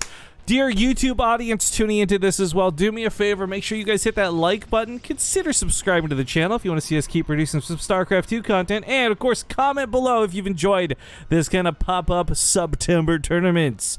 Of course, the quick reminder as well, we've been talking all day about subscribers here on Twitch getting replays. Not everybody likes to subscribe, and not everyone's going to subscribe or even use Twitch in the first place. So, one thing you can do as an alternative is check out the Patreon. We got patreon.com/BaseTradeTV, and there's 2 really cool rewards you guys can check out.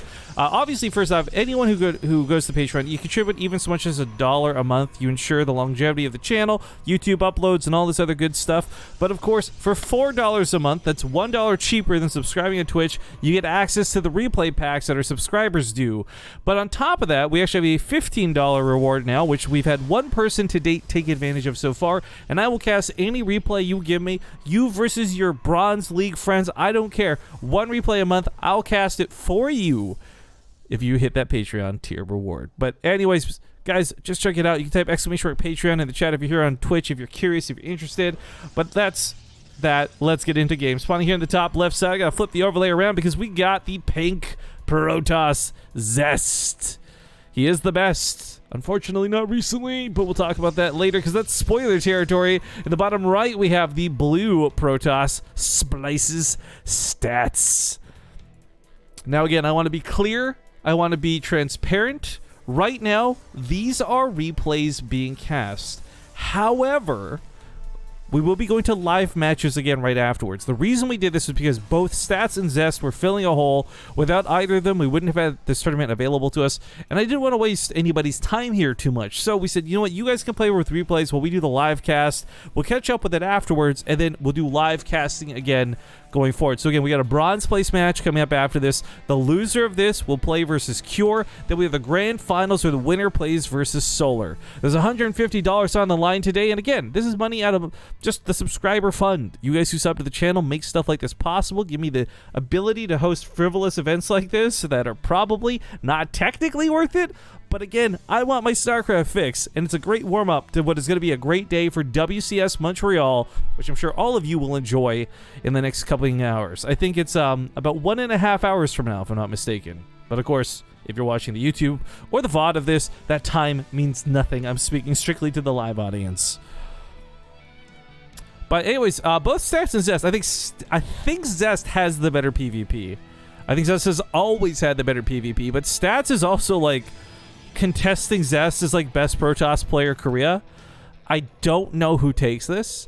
I will go as bold to say as I imagine, you know what, I'm gonna, like, it'll be 3-0 or 3-1. I don't think this will be a close series, and I'm not saying that with the knowledge, because again, I don't know the results of this. Holy moly, like, did the spoiler-free replays and all this. I don't know what this will actually be, but I'm just saying I'm confident that whether it's Zest that takes this series, or whether it's Stats that takes this series, I'm fairly sure it'll be one-sided because both of these guys are just so good at dominating this matchup. I just want to point out Stats is throwing down a shield battery pretty quickly in his mineral line. He doesn't know that there's an Oracle coming, but he's guessing there will be, I suppose.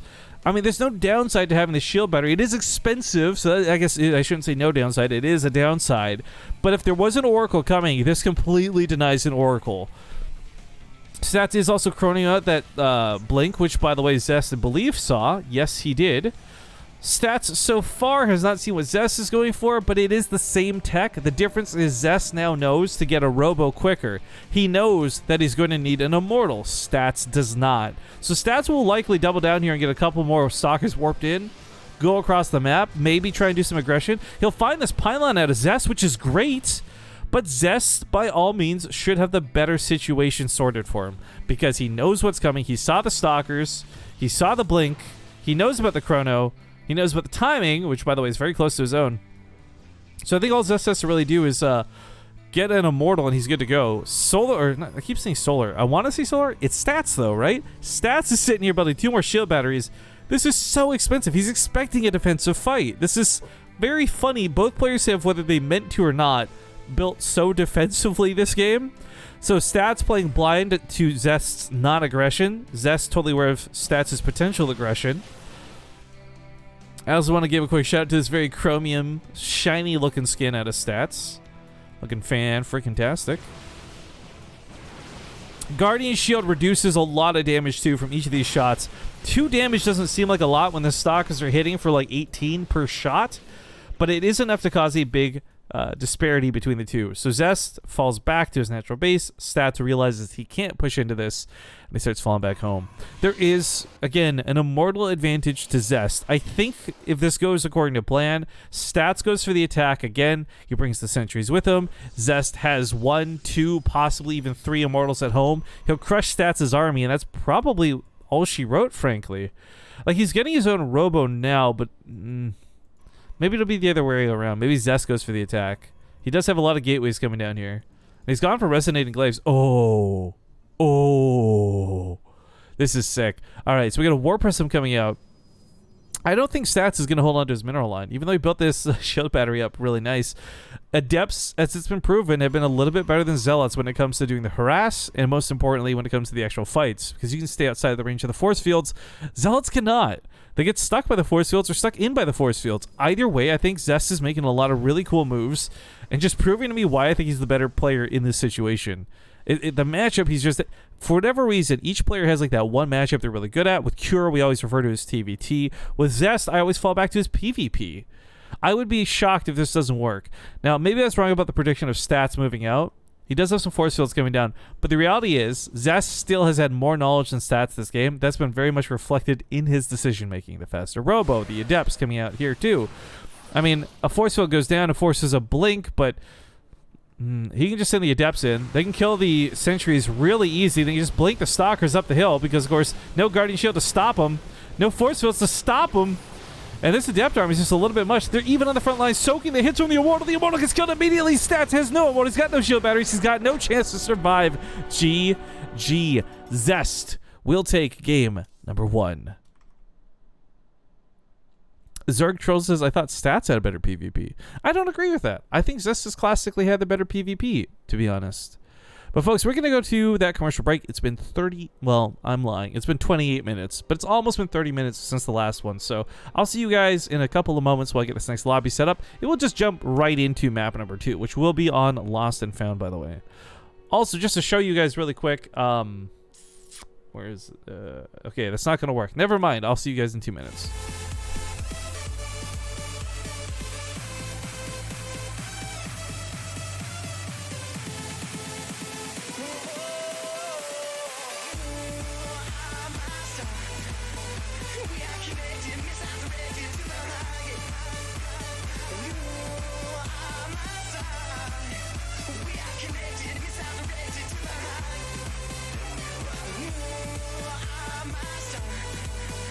We are connected.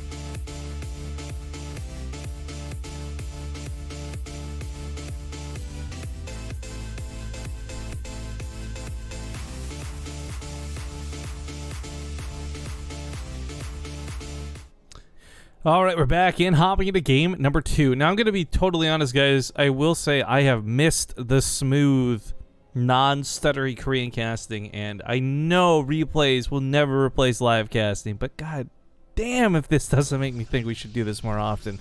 Anyways, we are getting to game number 2, spawning here in the upper right side of the map. We've got the blue Protoss stats. He's currently down 1 at the moment to this guy. He is the king of Protoss. It's the pink Protoss Zest. Now, again, this tournament is not sponsored by anybody per se, but it is made possible thanks to those who subscribe to the channel. While I'm not begging for your sub right now, I do want to put the thought in your ear at the moment that if you were gifted a sub, if you were part of the almost 2,000 people who were gifted subs over the last month and a half on the channel, you can turn that gifted sub into a real sub for just $1 instead of the typical $5 that Twitch asks for. In some countries, $6 because of the VAT bullshit. But anyways, $1 is the September offer. That's going from the 10th to the 30th. 20 days to upgrade your sub to a real sub for $1. It's so bloody cheap. It's a great way to support the channel because I will still get the full value of your subscription.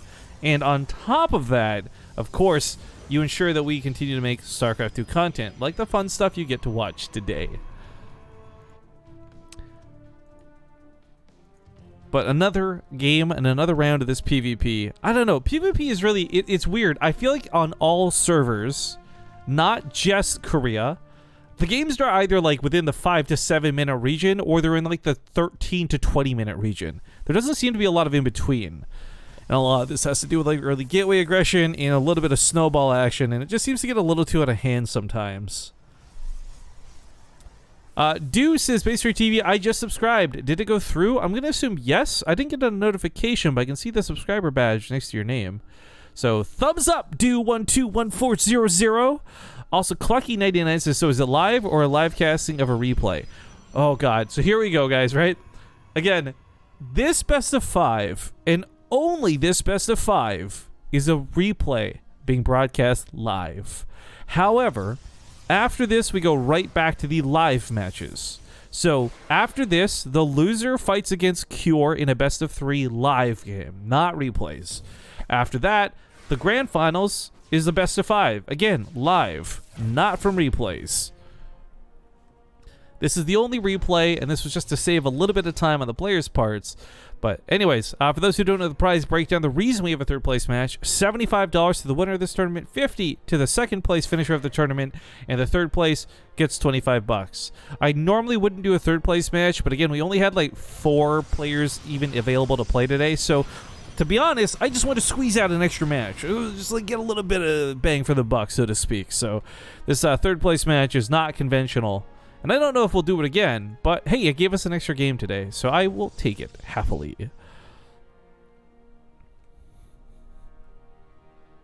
Yeah, I get that it's live, but is it live BaseTradeTV? Ooh, no, it's not. Fate Zone! Okay, here's the thing, right? I still think you talking nonsense, Moon speak to me, brother, but thank you for the sub. I really appreciate it, and now I really appreciate you. Wow, look at those skins. Actually, my beef with the Adept skin, again, like everything for the War Chest skin out of Protoss makes them a little bit shinier, a little bit more refined and defined, but the Adepts just get an outline. They look almost exactly the same as a normal Adept, but they have this like black outline to their gear, which I have no problems with. I think it looks very slick. It's just hard to notice. Anyways, the Oracle comes in to wrap up some kills. The Adepts get plenty of probes to go with this. Zest is actually not in such a hot spot right now, down in workers by quite a bit.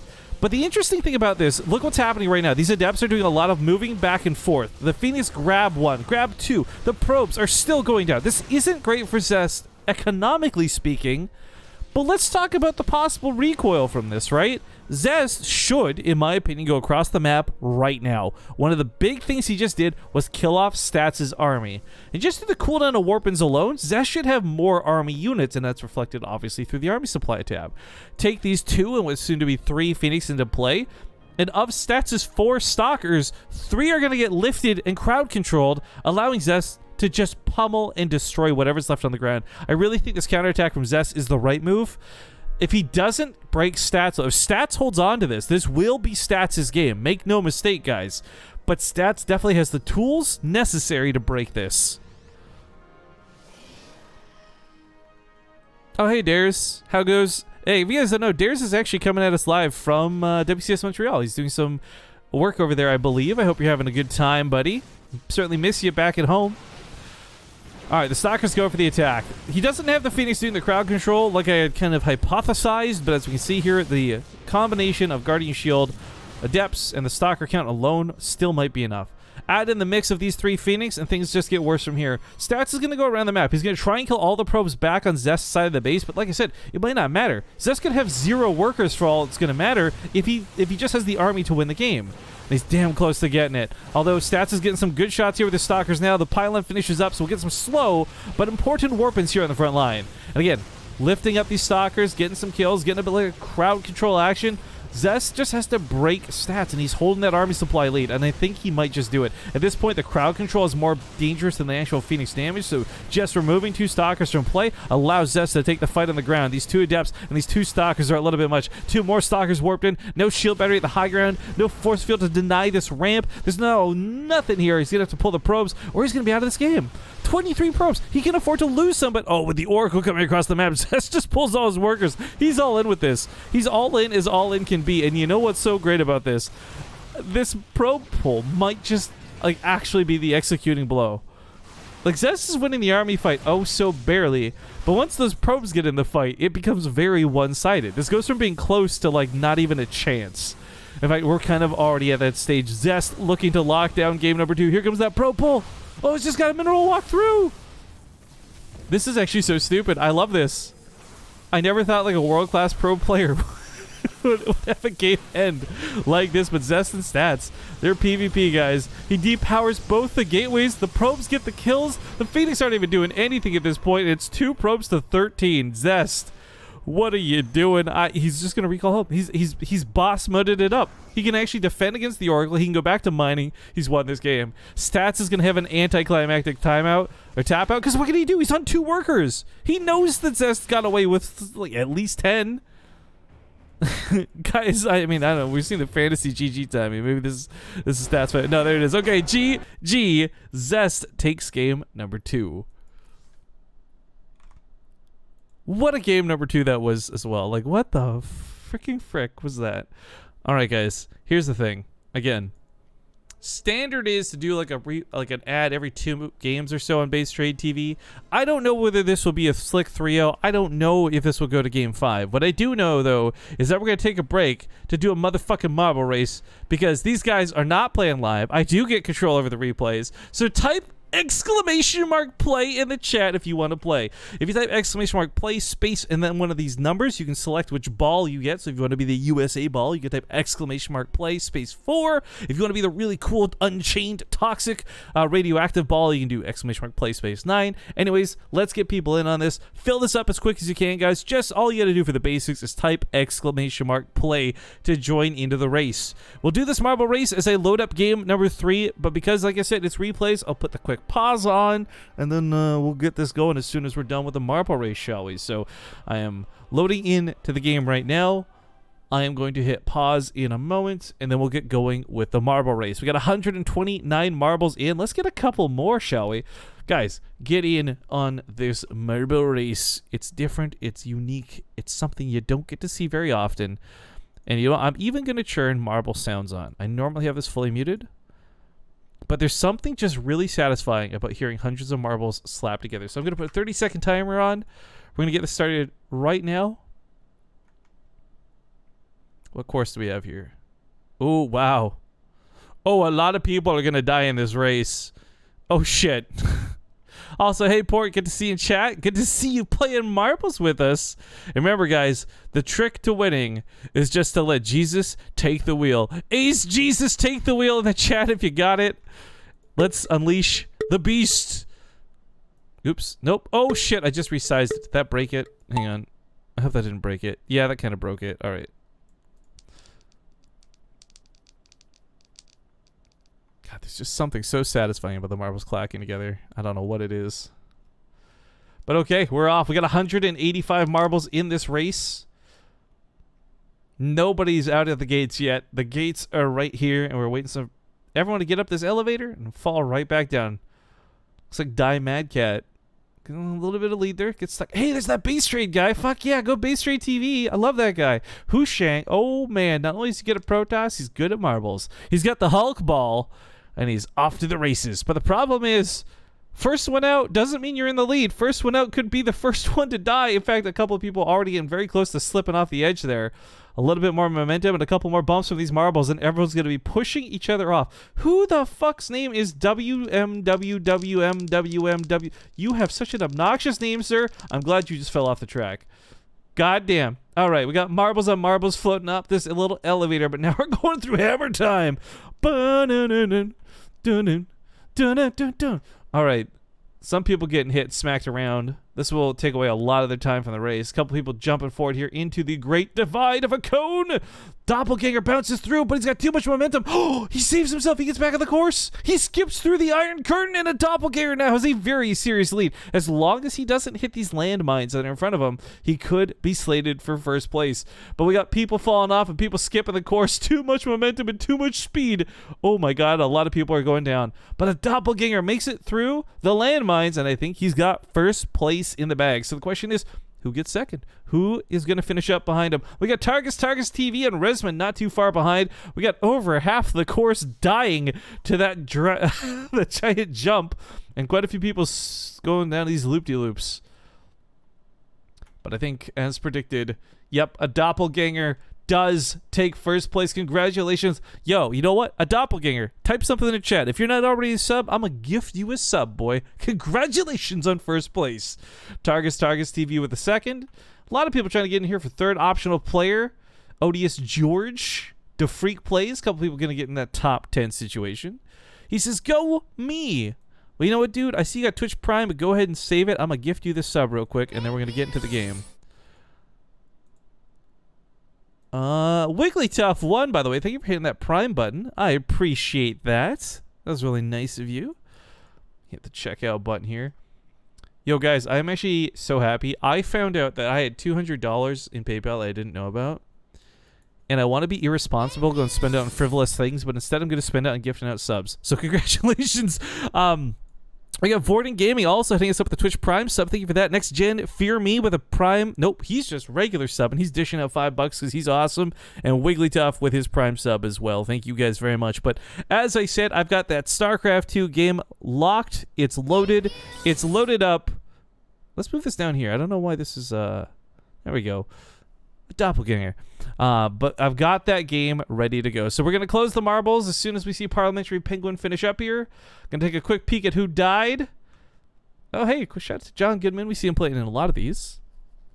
But yeah, 185 marbles entered in, and how many even survived? 114. So about half the race died. Look at this guy's name. You're so obnoxious. I hate you. But yeah, rest in peace, all those who died. Ladies and gentlemen, let's load into the StarCraft 2 game in hand. It's map number 3. If you're just joining us, we are in the semifinals for the WCS waiting room. Spawning here in the lower right, he's unfortunately down 0-2. Looking to try and bring this back. We got the blue Protoss stats. To the top left, he's got a 2-0 lead, and he's looking absolutely fantastic. We've got Zest. Raging Rage says, is this the GSL round of 4? Feels like it, right? We got some quality players putting on some good games for you all. But no, this is just a little pop-up tournament worth $150 that these guys are currently playing in. Also, hey, is this AL53 guy just made a purchase from Quip?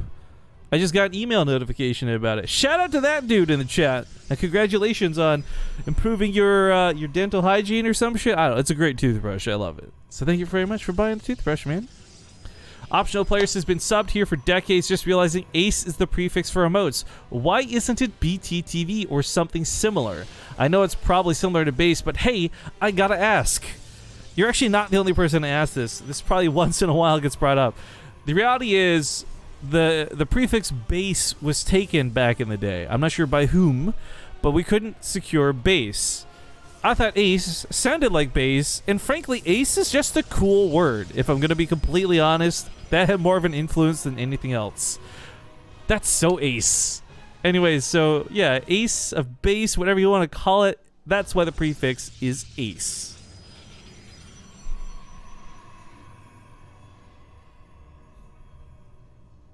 I think, though, BTTV would be kind of go back to... I actually like the way it worked. I actually had a big theory back in the day, so I'm going to be honest, as it's evident through some of our recent... Yo,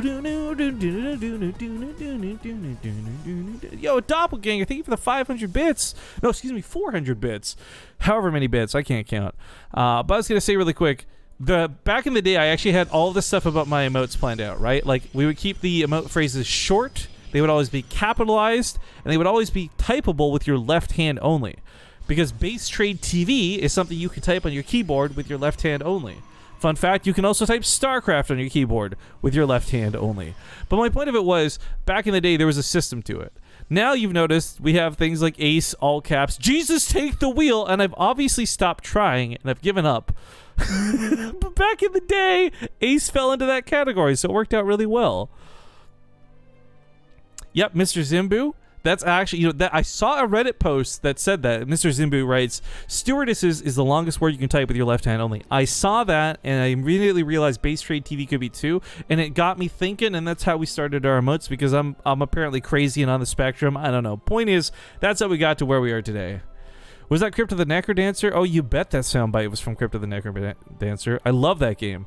Even though I'm terrible at rhythm, and I have no rhythm, and when I play Crypto the Necrodancer, I gotta play the monk, because he's the only character that doesn't have to adhere to the rule of rhythm, I still love that game. I wish I wasn't so terrible at it. I was so bummed. PAX, I was at PAX this past weekend, of course, and they had a party by the developers of it, and I didn't even realize they were Vancouver-based, but I got in by the train a little too late, so I couldn't attend. I would have loved to have met those guys, because I love their game. I really do. I'm subbed to BaseTradeTV. I got it. Oh, God. That's gonna... Box Seb wants to know how many hours until WCS starts. Approximately 1 hour from now. Targus TV, thank you for the 1100 bits. I see that Banley bust in chat. You're gonna have to wait just a little bit longer though, because we have Solar in the grand finals. He'll be the last match we cast today, that very last best of 5. But more on that in a moment. Zest is coming with this Warp Prism, barreling down with a Sentry 2. He wants to cut off this Immortal from the rest of the pack. He does. Oh, he lands the Force Field. So sick. That Immortal's gonna die. And without that Immortal, the defense here from Stats isn't so easy peasy. The Stalker's also locked out from fighting. The Sentry caught within that force field. And Zest, he can just actually transfer these 2 Adepts to the main, probably slaughter the probes while he continues to win the main fight. He does lock in another Stalker. Each unit that dies makes this worse and worse for Stats. His army supply is so low, and even if the Immortal gets out for the micro with the Warp Prism, he's still lost the Nexus. Zest, I didn't expect him to wrestle the game control away from Stats so quickly, but already with this, I don't even know if this is a soft contain. He might actually keep at it. He's got so many Stalkers. And let's not forget, on top of this, you could use the Warp Prism for a little bit of micro, I think. Ooh, there's the depths. They do transfer through to the main as expected, but they are also dealt with very quickly. So I'm not sure how good of a move that was. It did distract the Stalkers away, allowing Zest a little bit more freedom to move up this ramp and get a couple more kills here, but still, Stats now supply blocked with that pylon going down. Yikes. Yo, Zordrak _ thank you for the Twitch Prime sub, my dude. Also, again, if you guys are hitting that Twitch Prime button, if you're awesome enough to be hitting Twitch Prime, please make sure to take advantage of it by going to our Discord and getting involved on the sub channel. That way you get access to the replay packs. Like, for example, all the games, all the replays we're casting now from today, I will be sending out as soon as the show is done. Now, 2 Immortals is starting to look a lot better for Stats in this situation. Of course, the danger is if he loses that Warp Prism, he loses the control he has of the Immortals, but Zest is not getting close enough to poke at it. So while I was getting ready to call GG, Stats isn't ready to tap out yet. And Zest is, frankly, not in the worst spot. Back at him, he's got his own Immortals, but he doesn't have a Nexus coming up. He's chosen to instead kind of double down with the Resonating Glaives. If these Adepts, if they transfer through, that would just be suicide. But oh, no! Well, that was a game-ending move that I had just barely missed. Zest picks off the Warp Prism. It had one of the two Immortals inside of it. The other Immortal getting trapped is still dead, and that's going to be it. With a 3-0, that's all she wrote, and Zest will be the one to move on to the final. So we now know what the matches will look like. And I want to stress, we're going back. Leoman, thank you for the 5 gift bomb he throws to the channel. But I was going to say, I want to emphasize here, we now know the actual matches we're getting into live. It's going to be Cure versus Stats, and then Solar versus Zest. So best of 3, best of 5, and these games are going to be live. Like, these are live matches coming up now. Thank you for hosting.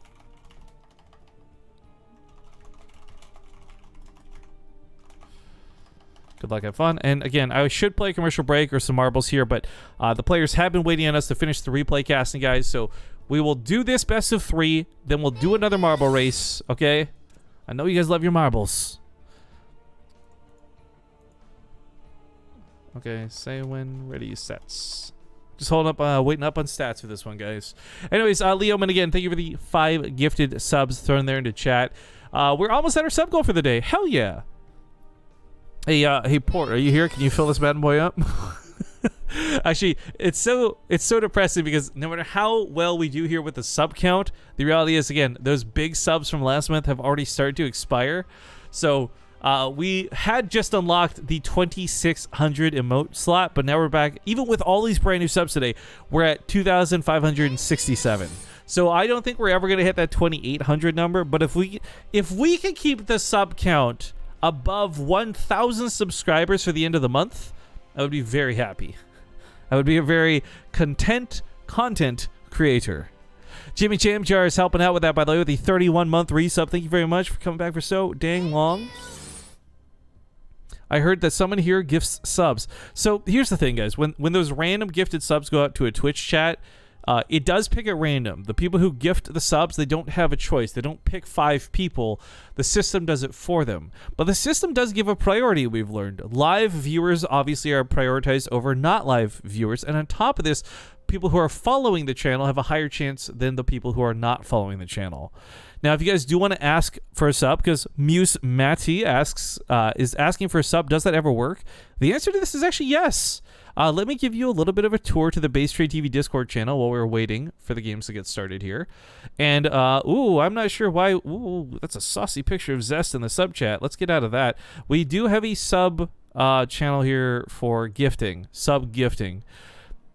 If you want a sub, just do as Danny Boy's done here. Write your name on Twitch, write your name on Discord so people know who they're talking to, and what channel you want the sub for.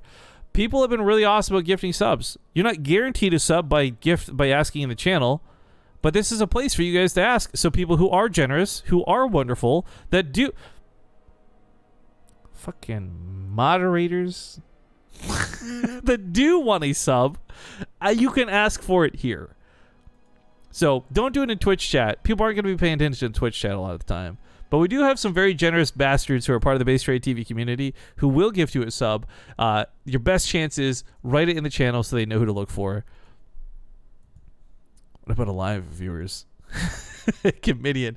Anyways, yeah, on the BaseTradeTV, actually, let's go through this one more time, right? Because we're still waiting on stats to ready up here. If you are a subscriber, right, I want to point this out. So you join the general chat. This is all you can see. You won't actually see the sub-only channel, but what you do is you go to your user settings, you connect your Twitch to your Discord, it'll recognize that you're a subscriber, and after the server recognizes that, you'll be able to see the sub-only channel. Once you're in the sub-only channel, up here in the top right, there's a little pin. You click this, and it'll show you all the replays we've ever posted for everything. So if you want access to the replay packs, you can get them, even if you're not someone who subbed last month or the month before. All of those replays are available to you. So again, I'm not trying to bait new subscribers. I just want people who are already subscribed or gifted subs to join us on Discord. That way you can keep up to date with what Base Trade is doing when we're not live casting. We have some discussions over there that are easier to keep up to date with. And of course, most importantly, like I said, reap the benefits of being a subscriber. When's the next amateur tournament? Kind stranger, I don't have an answer for you right now, as that will be determined on when Dares gets back. Dares is also going to be going on a trip to Japan, so we have to figure out exactly how we're going to be doing stuff. So for now, I don't have an answer for you, but likely it'll be on Wednesdays. That's when they tend to be. Also, on that note, let's go visit our Discord once again because we're still waiting on stats.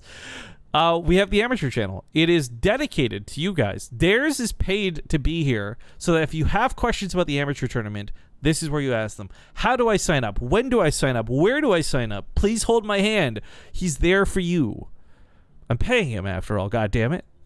Anyways, looks like stats is finally ready, so let's get into Lost and Found. It is a live match. It is the bronze match. I'll see you guys in game.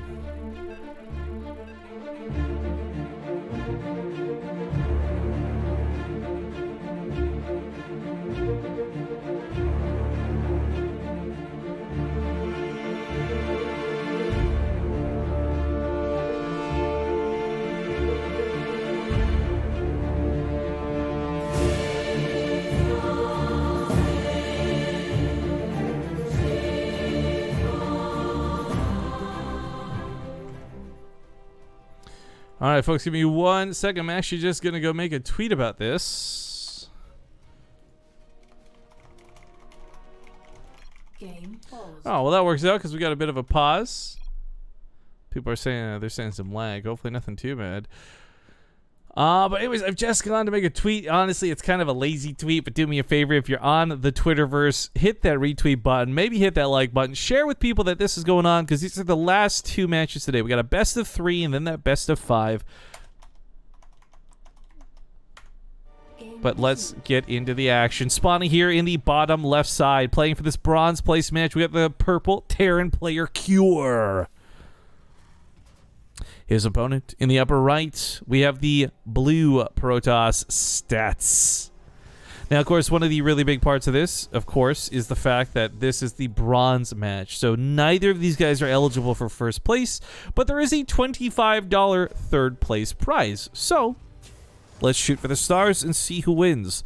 After this, though, we have $75 for the winner and $50 for the loser of Zest versus Solar. So we got a PVZ to finish things off today, but I'm actually a little surprised here. Cure has been consistently doing a lot of proxies versus Protoss. However, a lot of those victories came versus Zest specifically, and maybe doesn't feel like they'll work out here versus Stats, which is a perfectly fine thing to take a guess at. So Stats and Churn is going to be the one who does the proxying, which is a little funny to me. It is just going to be a gateway for now.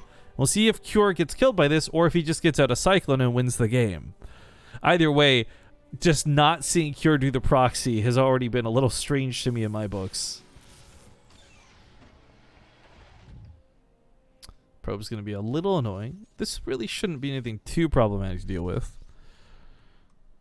Oh no, did some Nazi mod turn on emote only mode? Oh no. Well, it's already been turned off, so never mind. I still think actually it was pretty ingenious. The Fortnite channel, when I was doing the summer skirmish with them, you know it's going to be such a popular channel. You can't stop people. And of course, if people are going to be there in that quantity, you know there's a large chance people will be idiots. And it'll be unmoderatable. It'll be too crazy. So they just leave emote only mode on like 24/7. Which I think is kind of like genius. I just find emote only mode to be a fun tool. Anyways, the Reaper does happen past this. It's a little awkward. It's scouted already. The Chrono's gone into it. He cancels the command center. This bunker's coming up way too late. The factory's not done. Oh man, this is just bad. He has to pull SCVs. There's no other way to defend this for now. The SCVs almost get the surround on the Stalker. SCVs can totally kill a Stalker if they get a surround on it too, but okay, the bunker is so close to finishing. We got Marines coming in. We got a Cyclone. It needs to start like ASAP, but Cure's missing out on money because he had pulled so many workers to buy some time. The depot has to be raised to keep the Zealot from getting in here. The bunker is going to finish, and with that bunker finishing up, he might just hold on for dear life. 2 Marines and a Reaper inside. It doesn't seem like much, but it's enough. He holds the front line. The Reaper's going to pop out and go across the map because right now Cure's biggest concern is whether there's a Stargate that followed this up or whether it's a Nexus that went down behind it. This will tell him how much he needs to invest in defense. Right now, we know that he won't have to defend that much, but Cure doesn't, and that's what's so scary. Can you please tell Crank to wake up? I don't know how I would do that, as I don't live in Korea, nor do I have Crank's phone number. Why do we need to tell Crank to wake up, fam? Crank, by the way, wouldn't be casting this anyways. He's casting WCS, I believe, today. He's joining in on that Montreal hype. So the waiting room is for us plebs who are not casting WCS.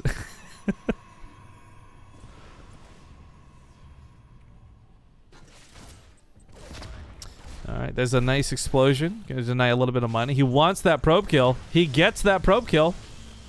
You want this cake? I want it. Oh, we'll do Nick Cage memes later. Anyways, holding on to the base has been fine. He did start a command turn up. He's got that orbital. He's all Gucci and good to go. Also, we got Nathaniel. He says, I'm at the useless WCS rehearsal, and I just wanted to say hi. Well, hi, baby. Nate, I'm really sad you're at WCS because I've had no friends to play games with while you've been gone. I've had nobody to just ditch me and pretend to play games with me. You know what I'm saying? No, I hope you're having a great time, dude. I hope you're enjoying Montreal.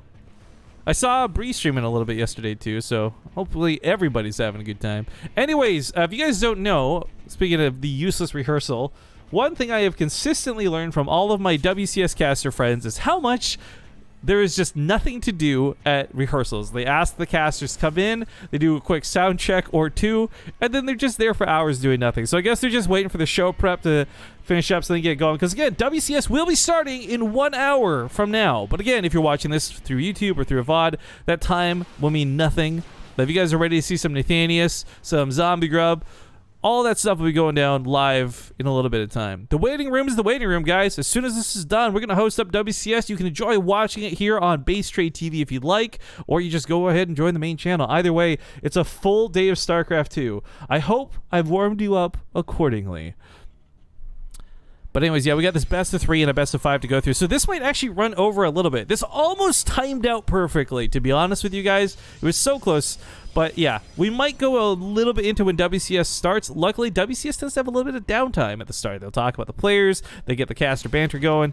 And maybe, just maybe, if all things go according to plan, this will time out perfectly for their first game of the day. Either way, we got to finish this tournament up first, and this is still a bronze match going down. That Banshee grabbing 5 kills, 6 kills on its death is not too shabby. For Cure, who got proxied and didn't quite see this coming until after the attack had commenced, I just really want to go back in time and revisit how perfectly he handled the start of this, and how, I guess, like, clutch the timing on the defense was. Like, that bunker was not ready to go at the start. Cure seeing some lag. I'm seeing some lag. We are, wow, okay, what's up, Korea? Is this Australia? Why do we have like 1,000 MS? I tell you what, though, what's interesting is it's not just me feeling that lag, it's these guys. So it looks like the Korean server might be so broken that even the Koreans can't play there. Welcome to how North Americans feel about Australia, Stats and Cure. We got Nathanius in the chat. Is that a coincidence? I think so. Well, hopefully whatever this lag is will pass. Just so you guys are aware, Blizzard did some really cool changes a while ago where, unless I'm actually stuttering to lag out of the game, my shitty latency that I'm experiencing to Korea doesn't actually translate to the players. If I was the one lagging here, they wouldn't feel that unless it was me actually like doing that whole timing out and the drop window gets pulled up. So, unfortunately, this does appear to be a Korea-related thing. Also, can I just give myself a quick self-high five? I just threw a fucking first throw curveball excellent on a Spheal because I'm playing Pokemon Go right now.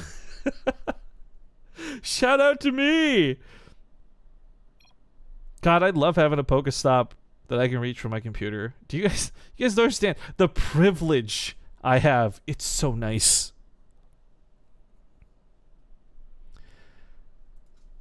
I'm not sure what these guys want to do with the lag though, because I for one don't know a way to fix it. But man, it's been a long time since I've seen that notification. Icky Mesu, I wouldn't normally shout this out, but it says is new here. Hello guys, can we get a hello in chat to Icky Mesu? I'm saying his name wrong, I'm sure of it. There's no doubt in my mind about it. What's your Pokemon friend code? Actually, you know what's great? We have I've been talking about Discord all goddamn day. We have a Pokemon friend code channel specifically if you guys want to go add some friends up in Pokemon Go. But looks like Cure might be the one who's actually lagging here as he's timing out on the pause screen. Not good. Black Spade Kamui, my boy, you always got me. Thank you for the tier 3 20 months. Much appreciated. After that, Lion Eye hits us up with 100 bits, but looks like we're going to have a bit of a Wait, what? Do you guys see this? Cure is somehow typing after he lagged out. What? I've never seen that before. We're going to have to recover from game. I mean, we know the procedure and how to handle this, but this broke so beyond... I have never seen that happen before. Way to go, Blizzard. All right. Let's hit recover game here really quick. I'll get the players invited. This shouldn't take but more than a few seconds. So, unfortunately, not enough downtime that we can justify squeezing in marbles. But, yeah, Cure didn't even go offline.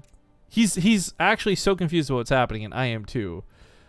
Oh, Stats is gone now. Wait, so hang on. Cure DC'd from the game without DCing, but Stats is the one who went offline. What the fuck is happening right now? I'm going crazy.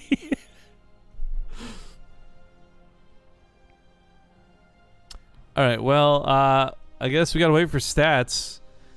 Does this justify enough time to play marbles? I'm out of Pokemon to catch after all.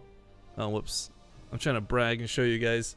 No, marbles! Hang on, I'm trying to fucking show off my fucking Poke stuff. Look at this. From my computer. My fat ass sitting down. Look at that. Oh, it's so goddamn beautiful. Hey, where did Stats go?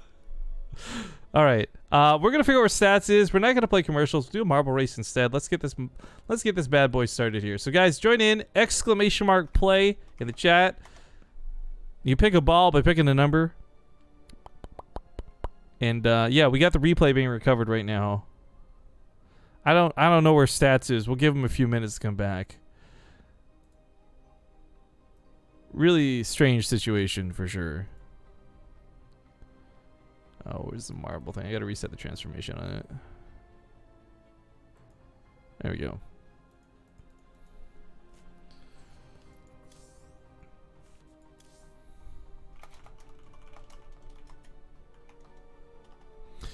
But yes, Stats is offline for... I'm so confused. I'm speaking with Cure in the lobby right now. He's also very confused. Like, Cure has no clue what's going on, and I'm in the same boat, so... this could take a few moments, guys. So just ! Play. Get in on the marble race. Let's. We're gonna hit the 30-second start timer now, and we'll see. Okay, I just got a hold of Stats on Skype. He says he's restarting his PC, so he'll be a couple of minutes. Wasn't this a replay? No, these are live. I told you guys. It was just the one match that was replay. All of these goddamn matches are live. Like live. Like, players are here, lobbies, etc. Okay? Oh shit, Nathaniel's just joined. I bet Nathaniel's picked the America Ball. Hang on, I gotta get these guys here. Oh god, it's so glorious. This is such a dangerous map, though. I love this map, but so many of y'all are gonna fucking die. So just, you know, condolences in advance. Curry's got the cheater ball on this map, too. Alright, hang on. Need 1 minute. Wasn't sure. Alright, I've let the players know. Basically, as soon as the race is done, we got 218 marbles racing. Holy guacamole! But yeah, we'll let the players know as soon as the race is done, we'll get this replay sorted because it is a recover game situation. Damn, that's a lot of marbles. Hushang in the back. Lee Omen in the very back. BaseTradeTV in the back. Oh no, Team BaseTrade is losing this hard. Couple people falling off. Corporal Wolf, no! Guys, stop dying, you cowards. See, the problem is, if you come off here with too much momentum, you'll fall down and die. If you come off with just enough momentum, you'll do what Kurib just did and skip half the race. Dracon77 almost makes it. Nifty Nathan dies. Of course, that ghost ball at the front. No way. Stupid, obnoxious, what's his face is in first place. I hope you get launched by these fucking launchers. Yes! Yes! Oh no, wait, he survived though. No, get launched again. Get launched again. No! Well, the 401 dude takes the lead, so I'm satisfied with that result. Brockman! Tell the people on the moon we said hello and that we come in peace. Everyone else is trying to survive, getting down this place. It's like a bailing landmine field, guys. It just launches people to their deaths. Here, I gotta go get the replay started up here for the recover game. We'll go to 637 to be safe. Anyways, congratulations to the 410 dude and everyone else who made that top 10 finish. But yeah, for those who don't know how the recover game feature works, we're not showing it to you because we're finishing up the marble race, but the too long didn't read version is this fast forwards through the replay to the point of the disconnect. The players get this blocker so they can, whoa, can't see what's going on, and they'll be put back in their shoes to where they were when the game disconnected. So I've rewound time about 10 seconds because it did seem like Cure was getting some lag prior to the disconnect. So we're not going to exactly where we disconnected, but just a little bit before. It shouldn't influence anything. No major fights were happening and no important scouting was had. Like, I think 10 seconds is about safe. Lee Omen. Holy fuck. This guy, you know why he's lagging so far behind? It's because he's from Australia. You goddamn Australians. You ruined the North American server. You fall in last place in the marble race. What do you think you do? Oh, he's gifting a sub, actually, so never mind. I wasn't shit talking at all. Thank you, Leoman, for gifting a sub to the winner. You're an awesome guy. And Australia is the best place in the world.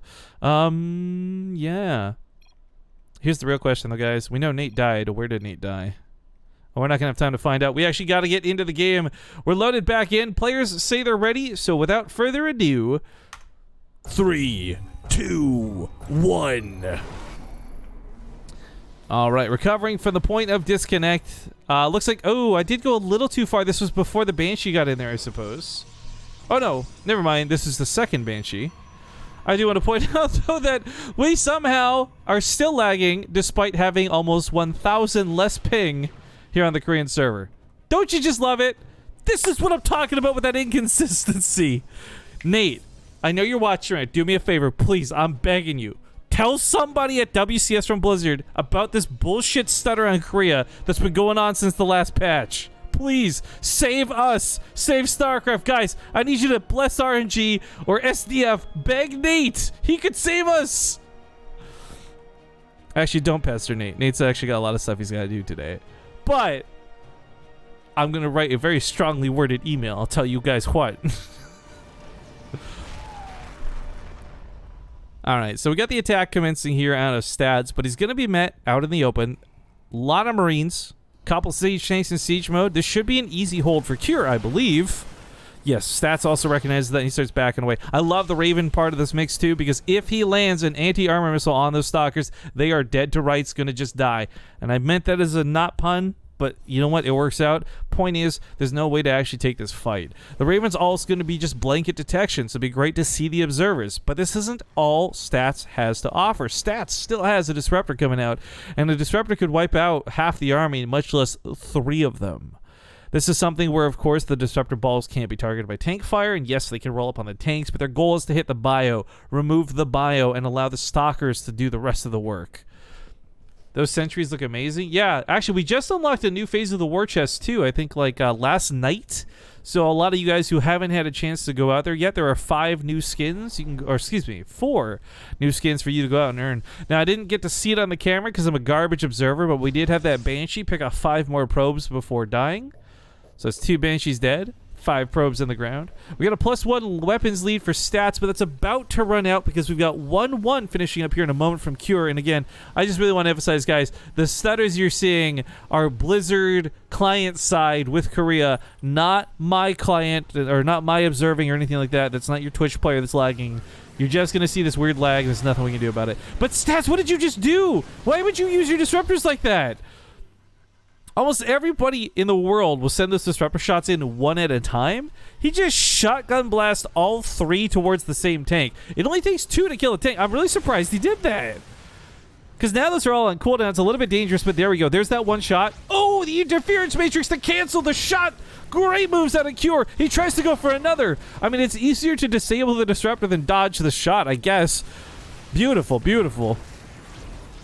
Why are the replays lagging? These aren't replays. This is live. If this was a replay, you would see a timer up here. God damn it, chat. I'm going to start banning the word replay.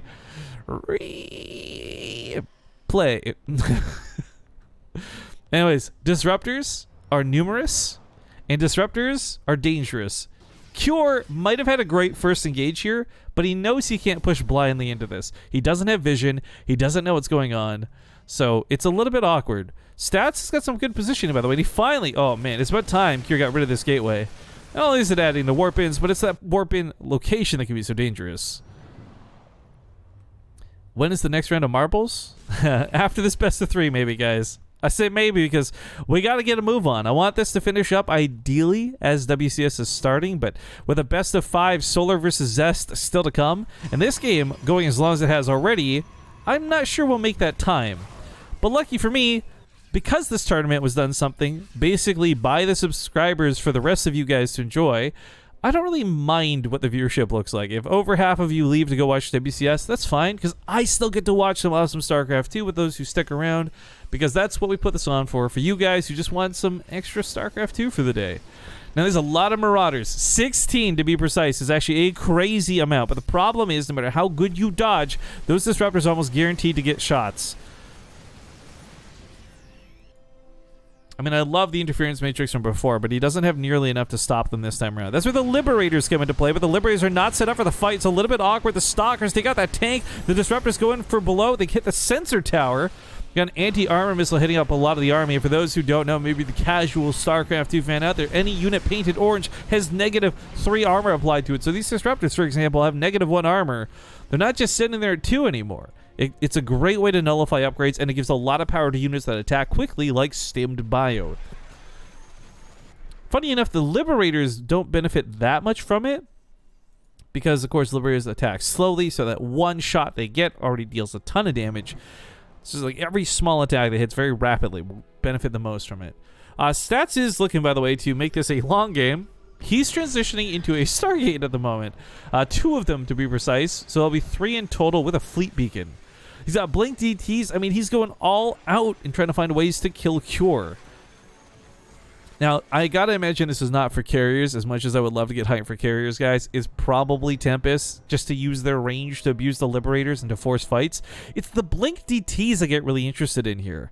Partially because I know somewhere out there Ravi's doing rehearsals and he's getting really excited for no reason whatsoever. But the other part of it, too, is just like Blink DTs are good for just jumping on top of tanks, blinking through the Liberator zones. Like, they're good at clearing that distance, and of course, as we all know, DTs have some amazing damage to them. If they get to touch anything, it's going to die.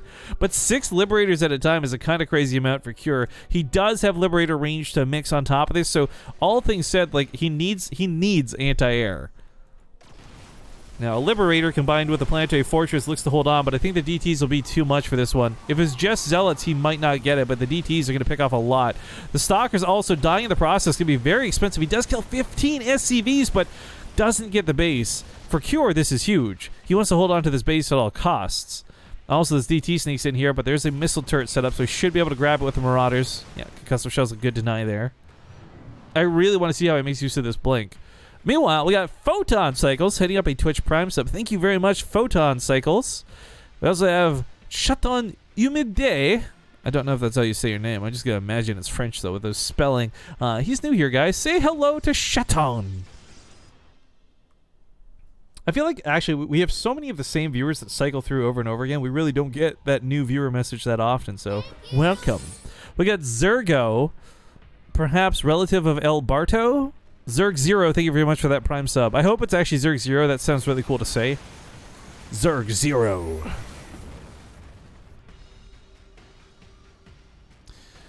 All right, those Liberators looking to just zone out the Stalkers, zone out anything from coming in to take this fight.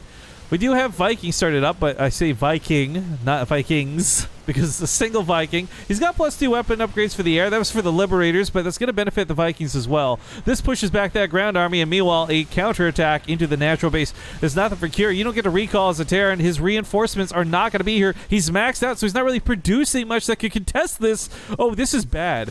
Cure's gone for a really great attack on the other side of the map, but he's got no way to defend at home. He's not segmenting any units back. SCVs are being pulled. It's kind of dangerous. It's kind of desperate, frankly, and he's going to bleed out. Oh my god, 3-3 might just get denied. The weapons are going to get shut down here too. I'm keeping an eye on the engineering bay for the armor upgrades because the +3 weapons confirmed denied at this point. I love the Raven using interference matrix on the Tempest. It means they can't attack. This gives a lot of freedom for Cure to just get up here and stats his base. We have the Vikings landing. We got Ghosts here on the front lines too. Vikings deal a ton of damage to Stalkers, but not so much to Zealots, and there's a DT in the mix. Meanwhile, this is an actual base trade. A base trade of base trades, ladies and gentlemen. This is the time. Call to action, Ace 1 and Ace 2 in the Twitch chat if you got it, because we are in full-on base trade mode. Cure is going to die a lot slower than Stats will, and frankly, as Stats kills out, oh my god, a lot of Cure's units! Those Disruptors are so sick! He already killed out almost all the gateways. He depowered all 3 of the Stargates, though. Stats has 3,000 minerals that he can't use because A, he's got no production, and B, he's supply blocked really harsh. I don't know who's in a better position this game. All the units that are spawning on Cure's side of the map, they're dying almost immediately. Ghosts are so expensive. Not enough Marines to fight this, even with the Sim City set up the way it is. So Cure's running away. He does kill a Nexus, which was great. Stats is, again, money, but no production. Cure, funny enough, has production, but no money. It's a very weird role reversal situation here. On top of this, it's a planetary. He doesn't have that many orbitals, so he doesn't have that many scans, but he does have at least 3 available for these DTs. Here comes those medevacs that are from the other side of the map. They will defend the production. Once the production's cleaned up, maybe he can get that army supply back up. But remember, guys, Cure was denied his 3-3. So I guarantee you almost for the rest of the game, he's not gonna have time to build 2 new engineering bays and start 3-3 upgrades. In fact, oh god, here comes the Disruptor army into the main base. I don't know what you do in this situation. Just drag and drop on top of it? Go for the continued base trade? Like, did they have a base trade that that resulted in them recovering only to go for another base trade? Here's bolting right across the map. We got more CCs over here. You can start floating around. Planetaries will obviously hold on for a little bit of time, but I'm so confused about this situation. I mean, Cure's going to try and build a couple of units to the back of his base, but there's no way he actually stops us unless he gets fully recalled, so forget about it. Looks like Stats will get home to defend. What is this game? Oh my god. I don't care that this had a disconnect in the middle of it. This has resulted in like the sickest, craziest end to a game. I think Stats has it at this point. I think the money is too good. I think the recovery is a lot easier because he just finished slapping down those gateways. He has since spent that 3,200 mineral bank he had. And Cure, on the other hand, is just struggling to hang on here because nothing he has is going to look like that 18 Liberator army he had earlier. And with that being gone, he's got no way to deal with these Disruptors efficiently. The Tempests are a big problem too because any of these new Liberators he makes, they're coming out too few at a time. Like 1 or 2 aren't going to cut it. I mean, I really think the only way to engage this army is to drag and drop on top of it, but he's not going to be able to do that with a Stalker sitting there. I don't even know what happened to that planetary fortress. It was basically deleted from existence. He goes for another attempt at a base trade again on the other side of the map, but there are DTs here. He goes for the scan, sees them immediately, kites back, nice moves, and we don't have a recall ready and available for Stats just yet. It is on cooldown from the first time. Those DTs are, of course, still not being killed, but there's another scan to ensure that they will hopefully go down with this attack. But man, the shield batteries and the +3 armor is just a little too much for Cure to chew through. This Bioforce was looking good. It's not looking good anymore. Stats may have just secured the game. This is the majority of Cure's army that is going down here. The medevacs dying are not going to be easily replaced. He does have a little bit of an army back home, but I mean, these are ghosts that aren't really going to be that useful. EMP is never bad, but in this situation, I don't know if he's even going to get them close enough to hit an EMP. The Tempest should be enough to shoot down the ghosts. The Disruptor army should be able to shoot through everything else. The Liberators trade out for a couple Stalkers here, so finally a little bit of an edge to Cure, but not enough. Even the Vikings can't take on the Tempest army with, or more importantly, without the Stalker support. GG's finally got called, and Stats will take map number 1 after an extraordinary amount of time. Now, it's been 55 minutes since our last commercial break, folks. I'm going to play 2 minutes of ads. No more, just 2 minutes of ads, and we'll get to game number 2 here as soon as we can. Thank you for watching.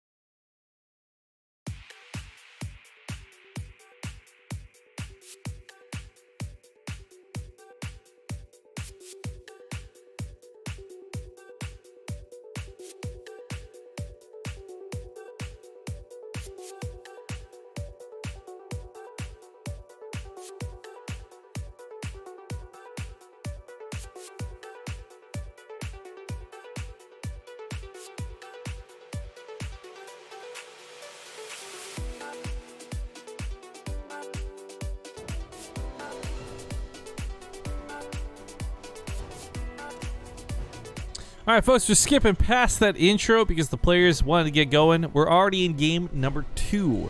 Spawning down here in the bottom right. He's not proxying. Again, what is this world? We've got the blue Terran Cure. His opponent to the upper left, the red Protoss Stats, who currently is up 1-0. And remember, for this best of 3, it's not like a crazy a lot on the line. It's $25 for the winner, because that'll be the third place match being wrapped up. But we still have the match of Solar versus Stats, or excuse me, Solar versus Zest as the grand finals to finish up. Now, I'm gonna be honest, guys, because of our timing here, and because this series has gone a little bit longer than expected, I may offer them the opportunity to do a best of 3 instead of a best of 5. We'll see what it's looking like. Because there's the point of no return where if this is another 30-minute game and it gets tied up 1-1, then it doesn't really matter, and we're going to miss WCS matches anyways. But we may be able to do things into the just right time, hopefully and ideally. It's time to kick things off. We got the Nathanius announcer pack, even in Twitch chat with us.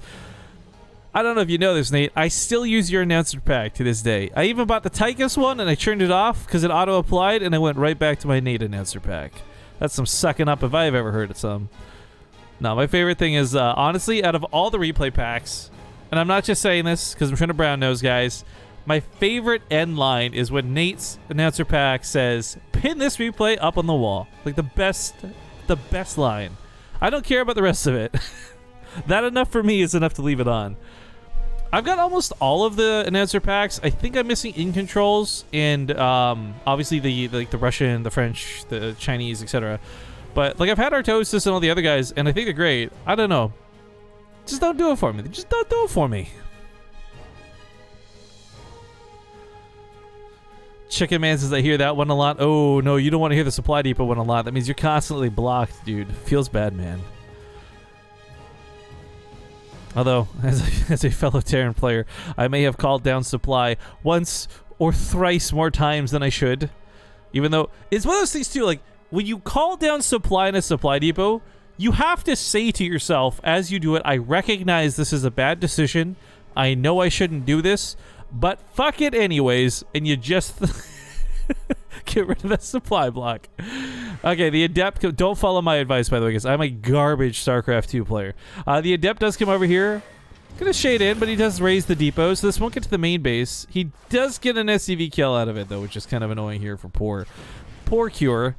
But he's got the command center finished up. This could be much worse if this had got to cancel, and then he had to like deal with the SCV being transferred around. That could be way worse. Reaper on the other side of the map gets a great scout, by the way. Grabs a probe too on his way to death, and he will likely die here to this Adept. Yep. But he sees the Robo. He knows this isn't a Stargate. He knows it's not, more importantly, a Twilight Council. I think the Twilight Council is a little bit more scary to see, but the point is he sees it's a Robo and nothing else. So he knows there's a Warp Prism likely coming and probably an Immortal to follow up shortly after. So there's a couple of important things for Cure to do. Number one, stay at home. Don't push out on the map. Don't get caught. Don't be exposed. The second that he's doing, and I kind of like this a lot, actually, he's trying to sneak a Widow Mine down to a very unconventional spot. Oh, he's actually walking it across the map. Okay, so he's going to just go fuck on the mineral line then. I was going to say, one of the cool things we sometimes see on these Terran players is they put Widow Mines in really unconventional spots, like down here or up here. And the idea is to catch the Warp Prism as it wraps around to the base, because if you kill the Warp Prism, you kill the attack. We all know this. But that's not what he's doing. This is really cute. I like this. The walk around here. There's not going to be anything at home. If Stats isn't paying attention and he isn't looking, let's watch his vision for a second, right? Hang on. He does see this. Okay, so he pulls away immediately. I mean, this just denying mining is already pretty good. Stats is constantly looking at home, though. He wants to go back to mining. He knows it's not safe. He's just let that Widow Mine burrow again. I'm not sure if he saw that. He did. This one Widow Mine is so sick. This has denied an entire base of mining for so long. Now, he will be safe to go back to it, so we'll go back to everyone's vision. But Stats, oh boy, he lost a ton of money through it. We don't use the graphs much today, but look at that. That's the Widow Mine right there. Now, the tank is set up really nicely. The Stalkers have to dive deep for it, so the Marines are getting a lot of damage. Yes, he kills the tank, but not nearly enough.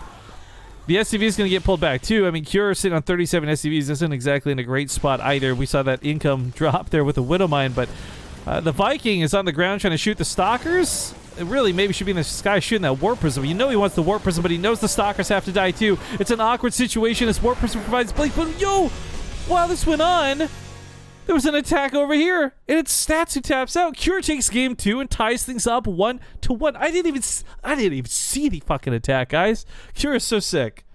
The Widow Mine to that, the nice moves behind party lines, and now we go to game number 3. It is going to be Stats' pick, so he's got that going for him as we figure out what map is coming up next. He wants Acid Plant. All right.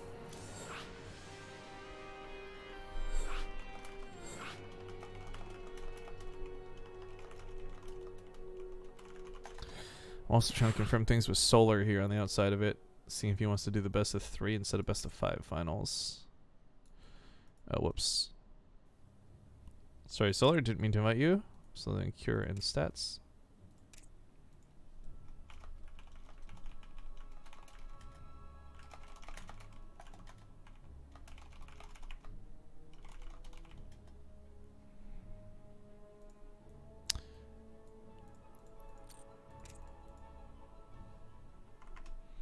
All right. We will find out if Solar and Zest are best of 3 or best of 5 afterwards. I've put the offer out there for them though, because time is not of the essence for us, but it may be for the players. People are asking for marbles, sir. Guys, it's not over yet. We got one more game, then we'll do a marble race. Okay? We'll do marbles after one more game. So calm yourselves for now as we continue on here with the WCS Montreal waiting room. Where's this graphic I made for it? I'm like really mad none of my stuff saved earlier. I made this awesome thing. I was just like, look guys, we're in the waiting room. I made this little fake man that I put here on like one of the couches, and I was gonna have my webcam sit on it too. I don't know why none of the OBS stuff saved earlier. I'm kind of mad about that still, to be honest.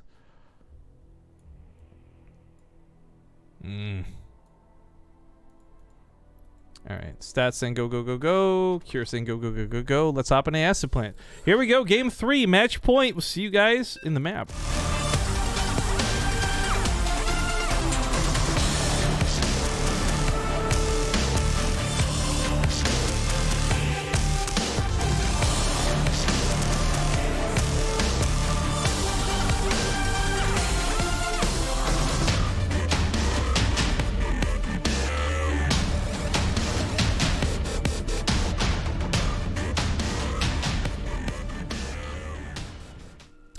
Starpoke TV asks, is there any way to get these replays?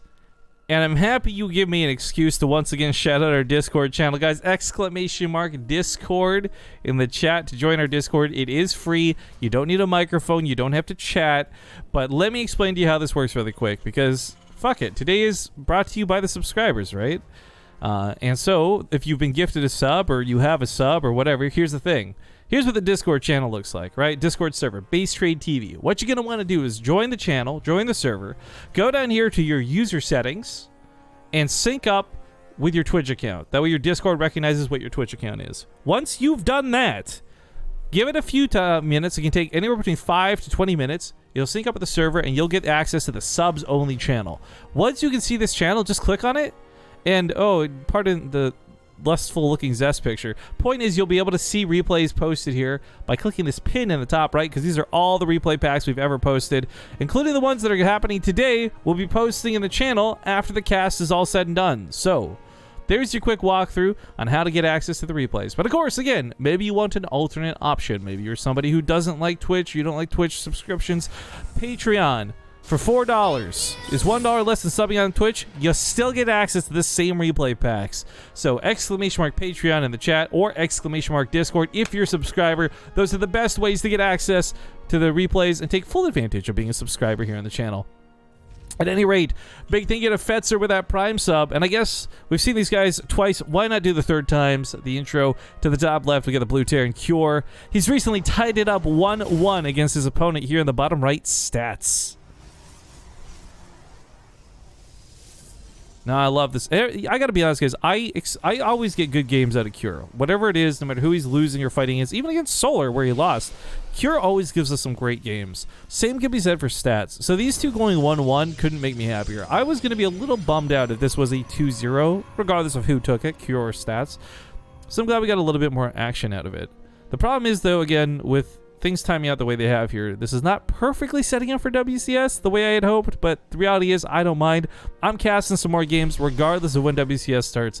And of course, you guys have WCS for the next many, many hours afterwards to enjoy. Also, it's just so nice seeing so many friendly names in chat. It's been a while. It's actually been over 1 week since I've casted StarCraft 2. We had Zombie Rub and Wardy help keep you guys from getting too bored. We had the Ting pre-season cups while I was at PAX. And I really didn't want to wait another weekend, as, Montreal basically means you can't cast anything. So, I'm glad you guys could join me here for the early morning. I wish we could have got more players together for this, but you know what? Having 4 was pretty solid and not too bad. And the question I have for chat is, like, if I did this again tomorrow, would you tune in? Or would you be asleep because it's the weekend and you want to take advantage of the weekend? Because if we got some people who are going to tune in tomorrow, I might just try and make this happen again tomorrow. The turnout wasn't great, but honestly, I don't mind putting the money into this. Again, this comes from you guys, the subscribers. I'm putting a show on for you with your money, basically, is what it comes down to. So, let me know. Write it in the Twitch chat. It's already the weekend. I know, but some people like to sleep in on Sundays, dude, and some people go to church. I don't know. For me, I don't even know what a weekend is. I'm like full-time online broadcasting. I don't have weekends. My weekends are like whatever odd day I can get off. My weekend is the hours I'm not casting.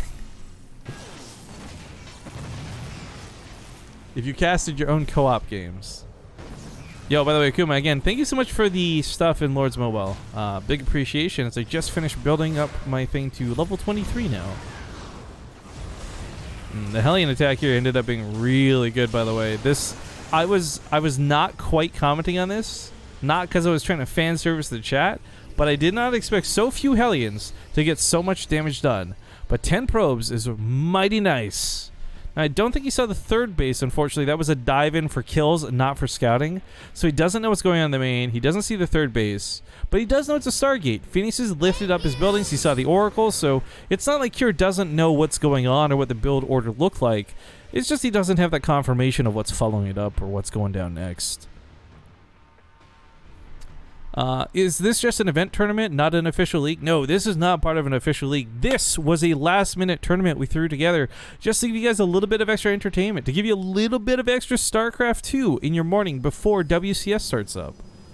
Lord Philium, by the way, thank you very much for your Twitch Prime sub, coming in 9 months running. Glad to have you back. And Cure, wait a minute. Okay, I was going to say, is he going Mac? But no, Stim actually starts up. I was a little confused by the sheer amount of Cyclones he's got here. That could probably take this on if it weren't for the Phoenix, but this Phoenix is just going to lift up 2 of these Cyclones, take him out of the race. He tries to get back to the Widowmines in time, but the Widowmines are not going to be here to save that Cyclone. He wants to bait the army on top of it, saying, please, please, air units, follow me in. These 2 Widowmines are not going to do nearly enough damage to justify this. He does hit the Phoenix, he does hit the Adept, but this doesn't kill enough. And Cure, down on 13 army supply, has no bunker. He's in a tough spot, and he's on his last legs. Remember, this is possibly the end of his life here.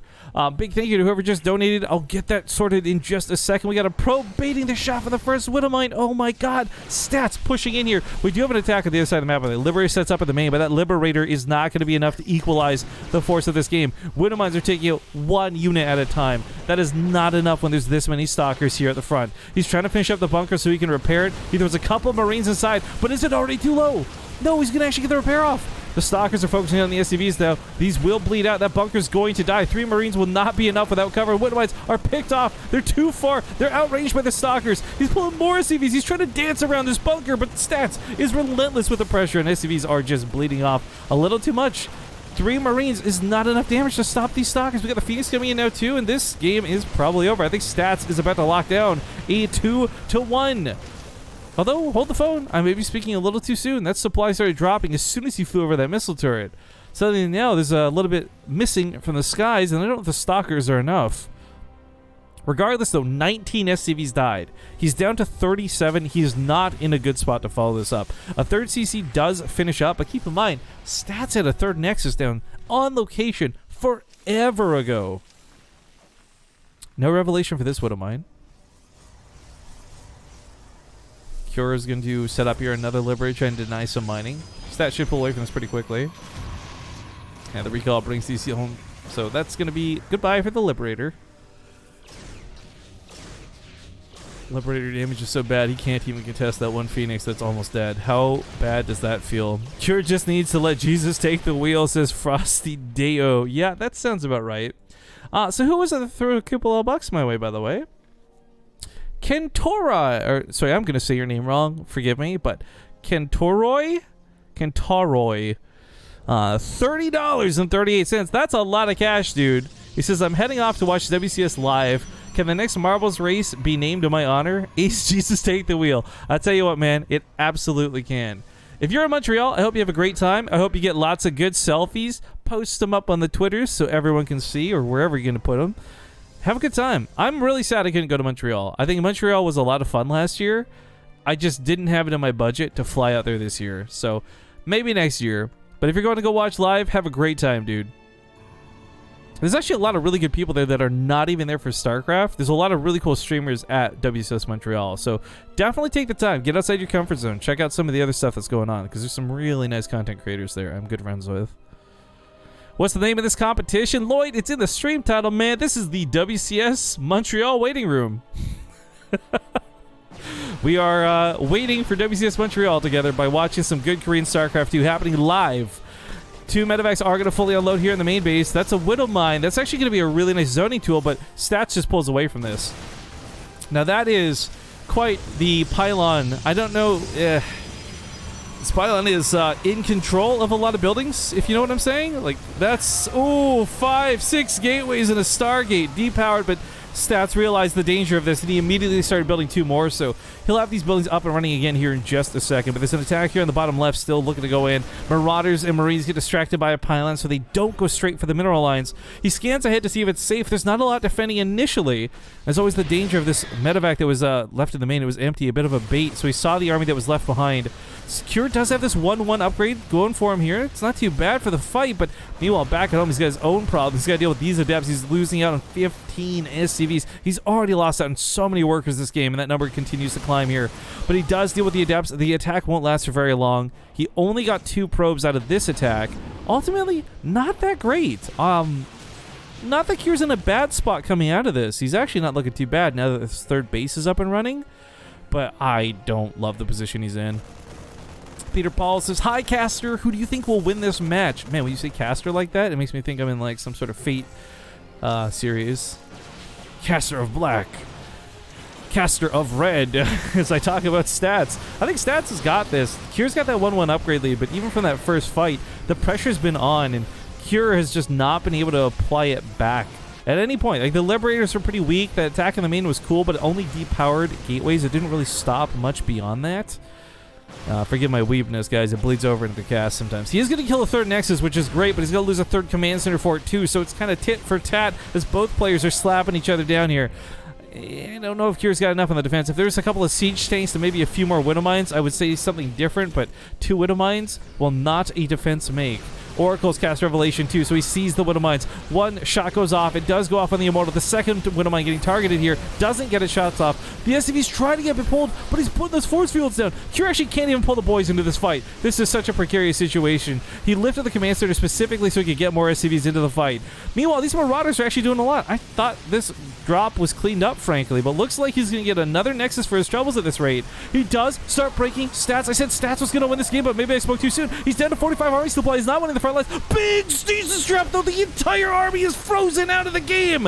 While this goes on, he still has this medevac. But oh my god, if that isn't the best stasis trap I've ever seen, it's still not going to be enough, though. The Stalkers are not winning against the few units that are left, and Stats is busy spending all of his attention chasing these 2 medevacs. 24 SCVs go down. The Command Center's not mining. There's no 3rd base to fall back to, but Cure just took a hell of a fight, and if he continues to push across the map, yep, that's it, guys. Too much army supply. Cure will win 3rd place.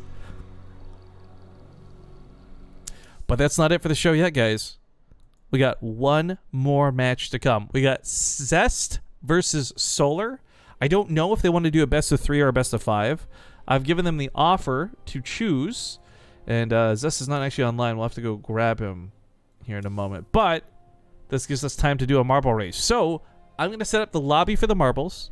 We're going to go to a commercial break, giving you guys plenty of time to join into said marble lobby, and then we'll get into the grand finals. So if you'd like to play the marble map, the marble races, all you have to... What the fuck? This happened earlier too. Hang on. I don't know what this is. That's a really weird bug. Anyways, all you gotta do is type !play to join. If you'd like to pick a customizable ball, we have several options for you. Some subscriber-only balls, some public balls. Just type !play and pick your ball. But like I said, I'll be back in 2 minutes while I talk with Zest and Solar and figure out what they want to do for the finals.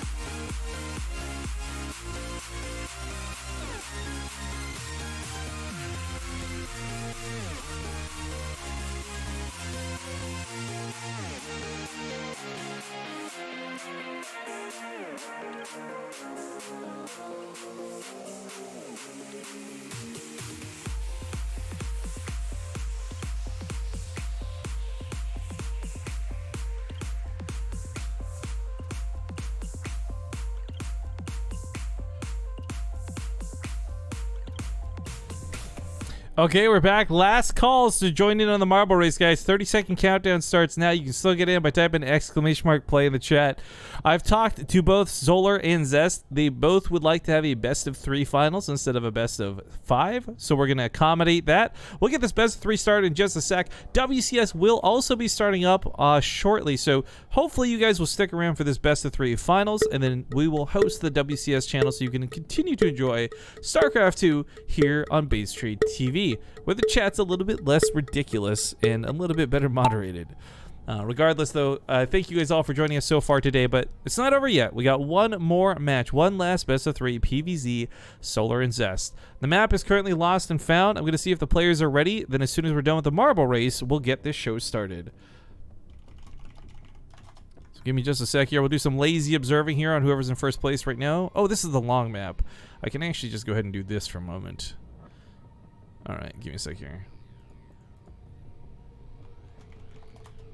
Sorry, again, it's a little bit lazy observing because I'm trying to talk to the players. Make sure we're all communicated here in the lobby. And if they're good to go, we'll start in 30 seconds or so. There we go, 30 seconds.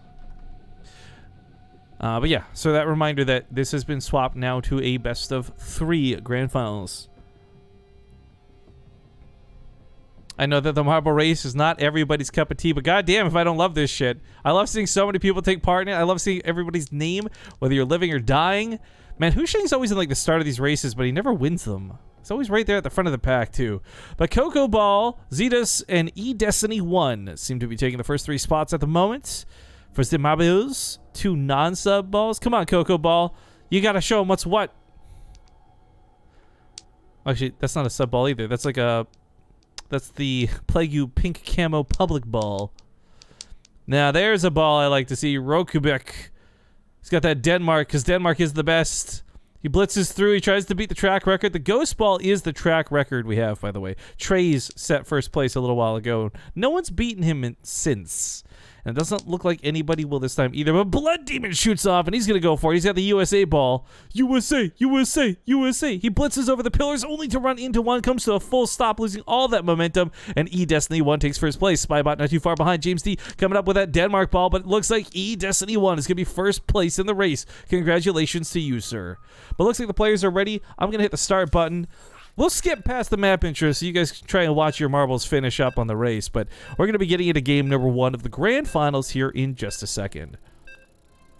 What is this game name? It's just called Marbles on Stream. Also, that's a message that got auto-moderated because you probably shouldn't say bitch so casually.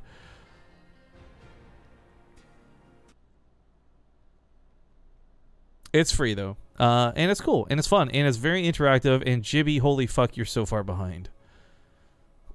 Oh my god. I thought he was going to get launched off. I'm like, Jibby, you worked so hard only to die. But ladies and gentlemen, the map is already underway. It's a best of 3, no longer best of 5 grand finals. I'm sorry that if you don't get to see where your marble finishes up, because we got to get into the game. Because I do love marbles, but we're here for StarCraft. And in map number 1, spawning here in the upper right side of the map, we have the blue Zerg Solar. No longer on Splice. His opponent at the bottom left, the pink Protoss Zest. Why stroll when you can roll? Nice. We got Van Cam with that Twitch Prime sub. Thank you very much for that, kind sir. I guess I've actually very specifically talked around and about subs, but let's do it, guys. It's the grand finals. Grant me this one time where I ask you to sub to the channel. If your Twitch Prime is available and off cooldown, I'd really appreciate it. We've already had a lot of very generous people hit us up, but we're so close. We're at 49. Can we hit 50? Can we just get one person to round this out to 50? On top of that, too, while not available yet, in 2 days, you'll be able to use your September benefits. And if you were gifted a sub, if you're part of the 2,000 people that were gifted a sub here on the channel last month, you can turn that gifted sub into a real sub, a real boy, for $1. It's a really cool deal that's going on with Twitch. It gives me the full benefit, the full value of you guys resubbing too, so there's just a great discount is what it is. 2,000 gifted subs? Yeah, dude. Well, actually, it's probably closer to 1,800 if we're going to be really honest, but I'm rounding up because it's easier to say.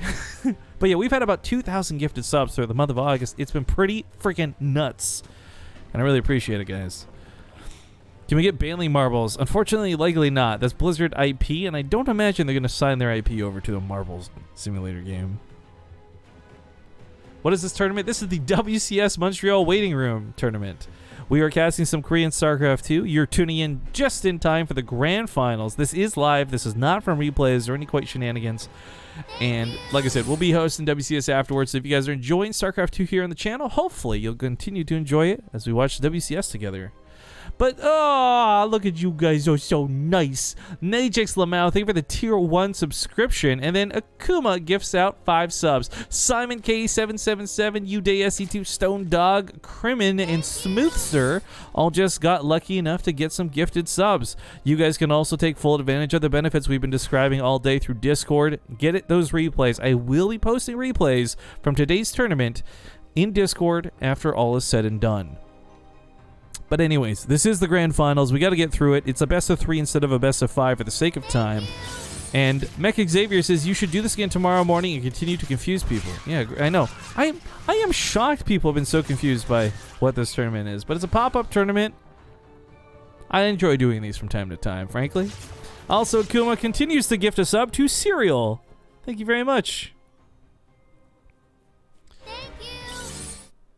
But alright, Solar going for a scout. He does take a little bit more guff from this adept than I think he wanted to, which is a little unfortunate for him, but not the end of the world. Nothing too crazy for damage.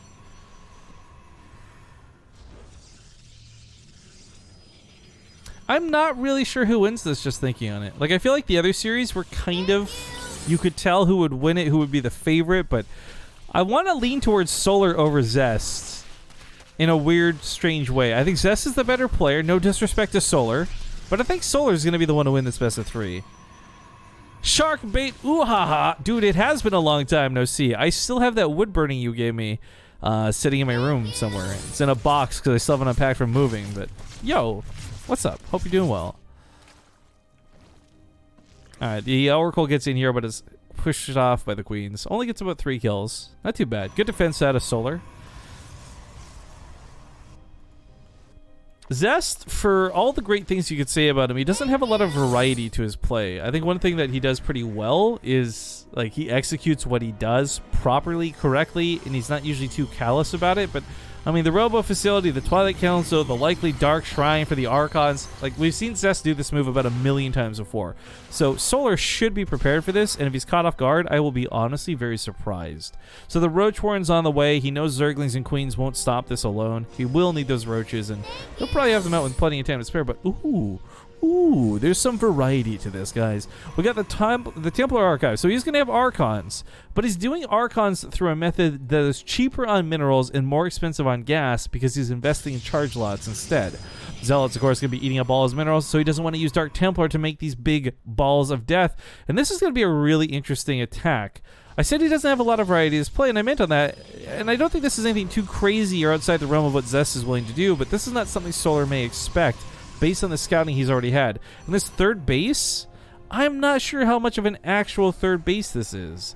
There's not like 5 gateways thrown down, and I don't know that this will be a super crazy all-in out of Zest, but I think if the initial damage he does here is good enough, he may follow this up with just continued pressure and less emphasis on the third. Either way, he is actually over-making probes, so he is definitely intending to take that third base. This is not a fake third. Oh, also, Leoma gifted a sub to Sharkbait. Ooh ha ha. Oh, Leoman, you gifted your 69th sub. You know you can never gift another sub again, right? The meme is too good. Master Tracks, thank you for the Twitch Prime sub coming in for 2 months running. Archon's being microed here very nicely out of Zest. He does see the Lings in the middle of the map with the Observer, but I don't think they're a big cause for alarm. One of the bigger things he'll need to see, though, is the Spire, but Solar's putting this in a very unconventional location. Tucked here back into the natural base, it's not likely anyone will actually see this Spire. And if the Mutas catch him off guard, well, then all these Zealots with charge and the Archons with limited range are going to be just dead. This Muta swap at a Solar might just be a really clutch, brilliant move. Nathanius is still in chat while hosting WCS. Well, he is Terran, so you know he can multitask.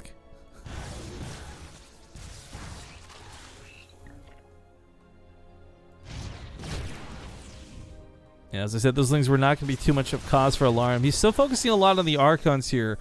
Oh, man, I don't think he's seen... No, he's not. He has not seen the Spire. He has no idea about this transition.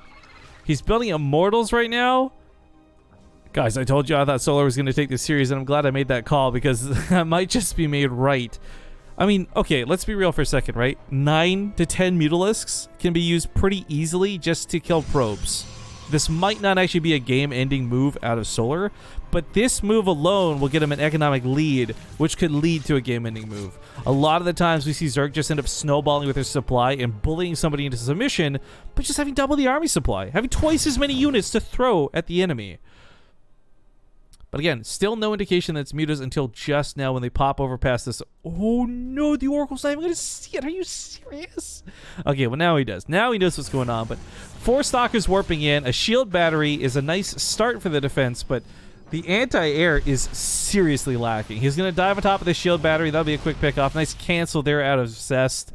Warp Prism's got the Archons. Warp Prism's got the maneuvers. But the Mutas have the speed. Okay, so this blitz attack out of Solar did not work out so well for him, which is really disappointing. This was meant to do a lot more than it presently did. I mean, there's still the threat that these could run by later and, you know, get behind enemy lines, and I'm not sure what this drone thinks it's doing. But yeah, the point is the Mutas are still definitely a threat. The problem is they're not as big of a threat as they were when they were unseen. Hydralisks are going to follow this up. Looks like that Zergling got cleared up here by the Archon too. Zest could just turn this into an all-air game, but he's so smart. This is why Zest is the best, guys. Storm's already coming out. Storm's never going to be any good to catch Mutas. We all know that, but Storm's going to be great against Hydralisks. Storm's going to be great against pretty much everything on the ground that clumps up. So as we advance forward in the game, you've got a lot of Immortals that are going to be able to take damage, whether it's from Hydras, Roaches, or Lings. Then, of course, you got those Storms that are going to deal the damage too. That front line out of Zest is going to be very terrifying to fight against. Solar's changing it up, though. Lurker Den is not a bad choice. but lurkers still don't really trade out well with immortals unless it's an overwhelming numbers game. Not sure how he'll get that overwhelming numbers game. Either way, Solar expands to the bottom right while he sends some roaches up here to the top left.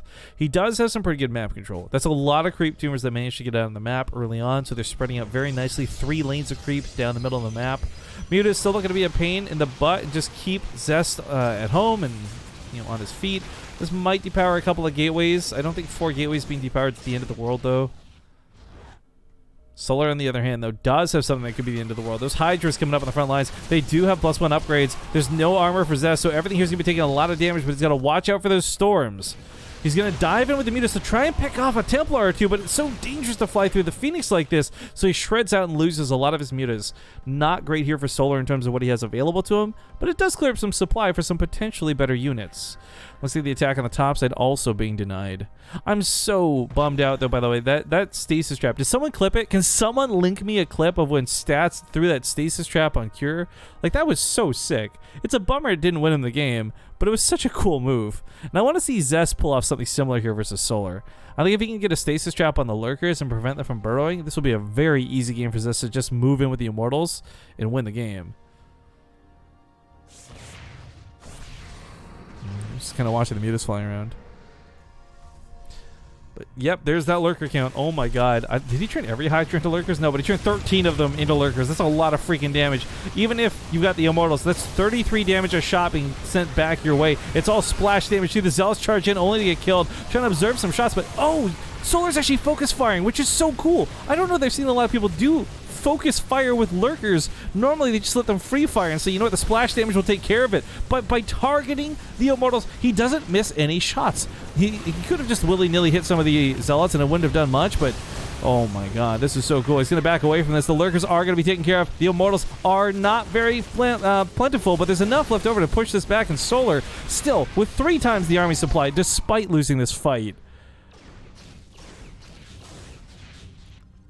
No more lurkers to fall back on, but he does have adaptive talons coming out. So if he does get more lurkers out, that's the instant burrow and unburrow. Also, got to give a quick shout out to one of my all-time favorite old-school Protoss players. We got Grubby in the chat. What's up, dude? Beautiful looking chick. I'm to your name. Hope you're doing well. The observers, though, are well, actually, funny enough, all gone. He did target fire them down, so if any lurkers were made, there'd be no detection for them, but the Archons are not proven to be enough. The weapons are too good, and Solar will take game number 1 here in the finals. And the scary thing for Zest is that this is a best of 3, not a best of 5. So he's only got this last life to fall back on, and if he doesn't win this next game, it's all over. But he does have map pick, so he'll have that much going for him. Map Zest. And of course, you can pick any map in the current map pool to be available. At any rate, I see that our viewer count has dropped from getting close to 2,000 to closer to 1,000. That is definitely with WCS starting up. Again, things didn't time out super perfectly here, but we will be getting you guys over to the WCS channel ASAP so you can enjoy it. And, yeah, hopefully enjoy it with our chat. But right now, Zest wants Blue Shift. So let's get this lobby hosted up. Let's get into the game. And these finals are rounding out at about the right time. We'll see how long this second game goes and if it goes to game 3 or not. But the one thing I promise you guys is before we end the stream and before we host the WCS channel, I will run at least one more marble race before the day is out. But okay, Blue Shift. Get everybody in the lobby. And Hydration Bot, if you're watching, this one's for you.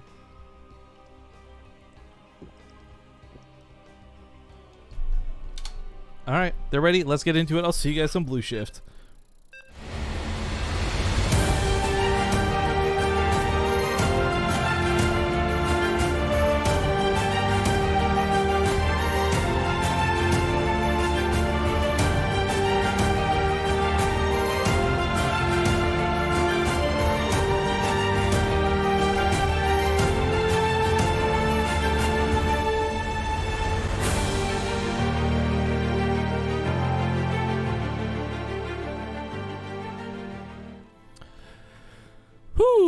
All right, folks, we are in game number 2. You're watching the grand finals of the WCS Montreal waiting room.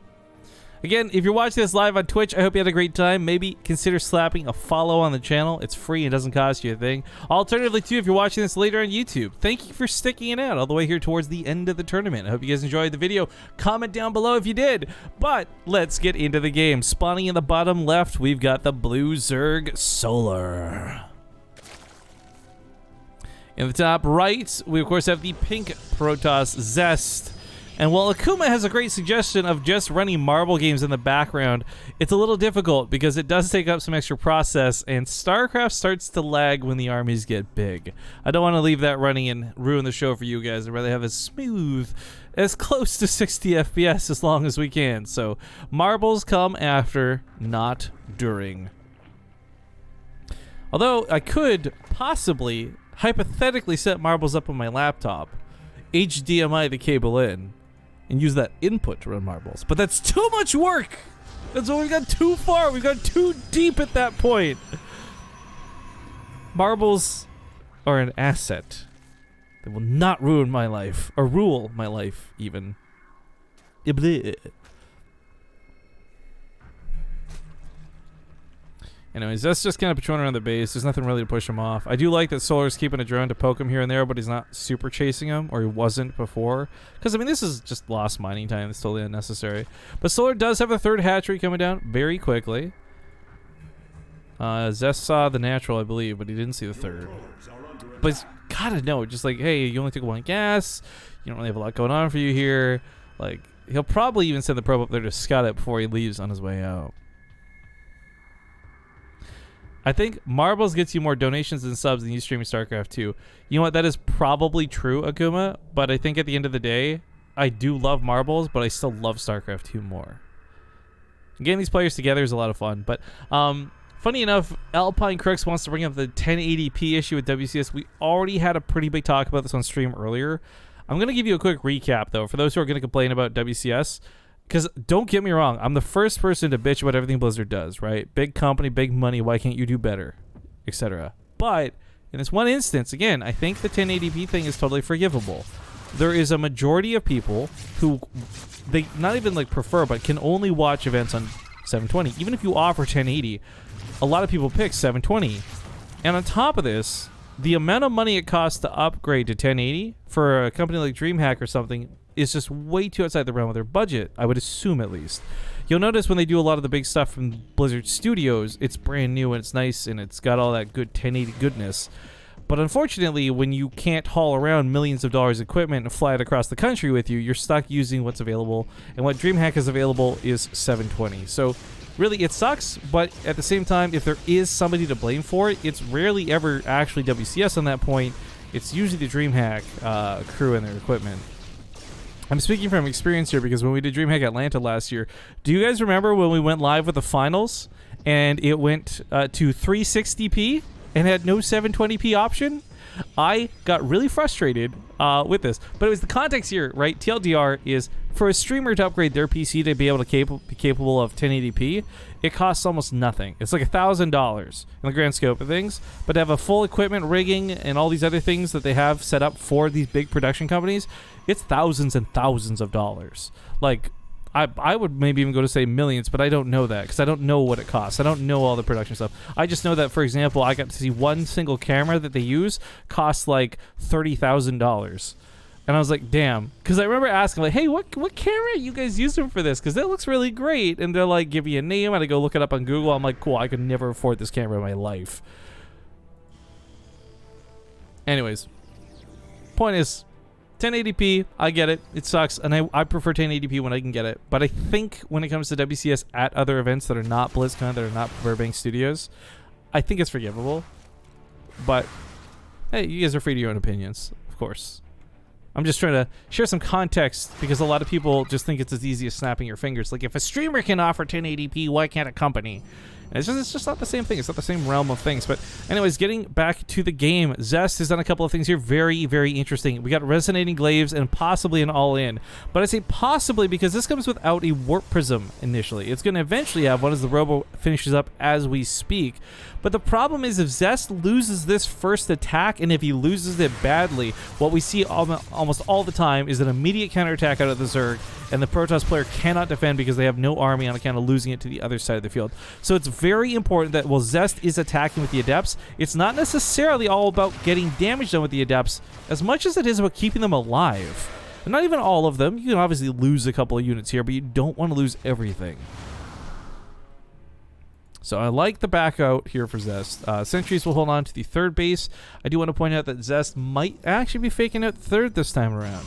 He didn't overmake probes, and I think that's the biggest tell when you're watching a Protoss player. If they're overproducing probes for an oversaturated main and natural, it's because they're planning to transfer them over to the third. Not what's happening here. And Zest, with 4 more gateways on the way, he's got a Warp Prism out. Oh, Gruul! Big stasis in the main, too. He might just be geared up to all in. I mean, that's a lot of sentries. The Adepts with Resonating Glaives are going to be a huge asset to this army. And I love what he set up here. Can Solar defend it? Right now, he's got Ravagers on the way, so the force fields can get broken by Corrosive Biles. That shouldn't be that much of a problem. The real core issue is going to be whether he can fight the army 1-to-1. The sentries are going to be force fielding off half of Solar's army. The other ones will be Guardian shielding to reduce a lot of that damage. And I think the Immortals are just going to win out when it comes to the damage versus damage fight. But again, this is going to be about player control and positioning and, frankly, decision-making more than the type of army or the numbers on the screen. But, oh my god, speaking of bad decision-making, Zest leaves the doors down. Lings flood into the natural. They get into the main base. He will eventually clean this up, but this is going to be so annoying. This delays the attack. He's got to spend time paying attention to this. Warp-ins dedicated at home instead of across the field. I mean, Zest would probably be already halfway across the map right now. Instead, he's not even outside of his third.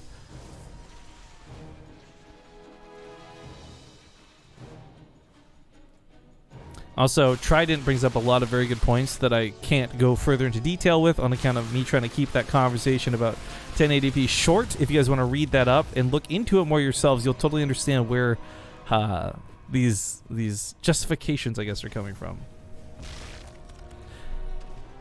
Anyways, there's the attack now moving out. He's got 2 Immortals. He's got that Warp Prism. The Warp Prism is, without a doubt, the most important component for this. Without it, he's not going to have reinforcements, and without it, he's not going to have the ability to micro and maneuver. Zealots are also being searched up here. We're going to have charge done, probably not in time for the attack, but that's going to be something he can finish off the attack with. Kind of the coup de grace, if you will. Oh, the Adepts are not going to transfer through. I thought he was going to let them through for a second. But Zest's falling back here. He's recoiling a little bit. I'm very interested in this. This gives time for Solar to make a lot of adjustments. Whether it's the Adepts, whether it's the Zealots, Banelings are going to be a great answer to have here. So speed's starting up for the Banelings. He's going to have melee to accompany that too. People are saying Jon Snow just won a map against Cero. Holy shit, that's actually a pretty big deal. But guys, no spoilers, please. Some of us aren't getting a chance to watch this yet. Some of us are casting StarCraft 2 still. Corrosive Bile's going to land, break those first couple of force fields, but they don't hit any parts of the actual army. He doesn't want to make Archons because he's trying to get Storm, so he wants a little bit here for Zest's Templars, but ooh, again, problems in the natural base. Zealots are warped in to try and hold the door. He will hold the door. Oh, door.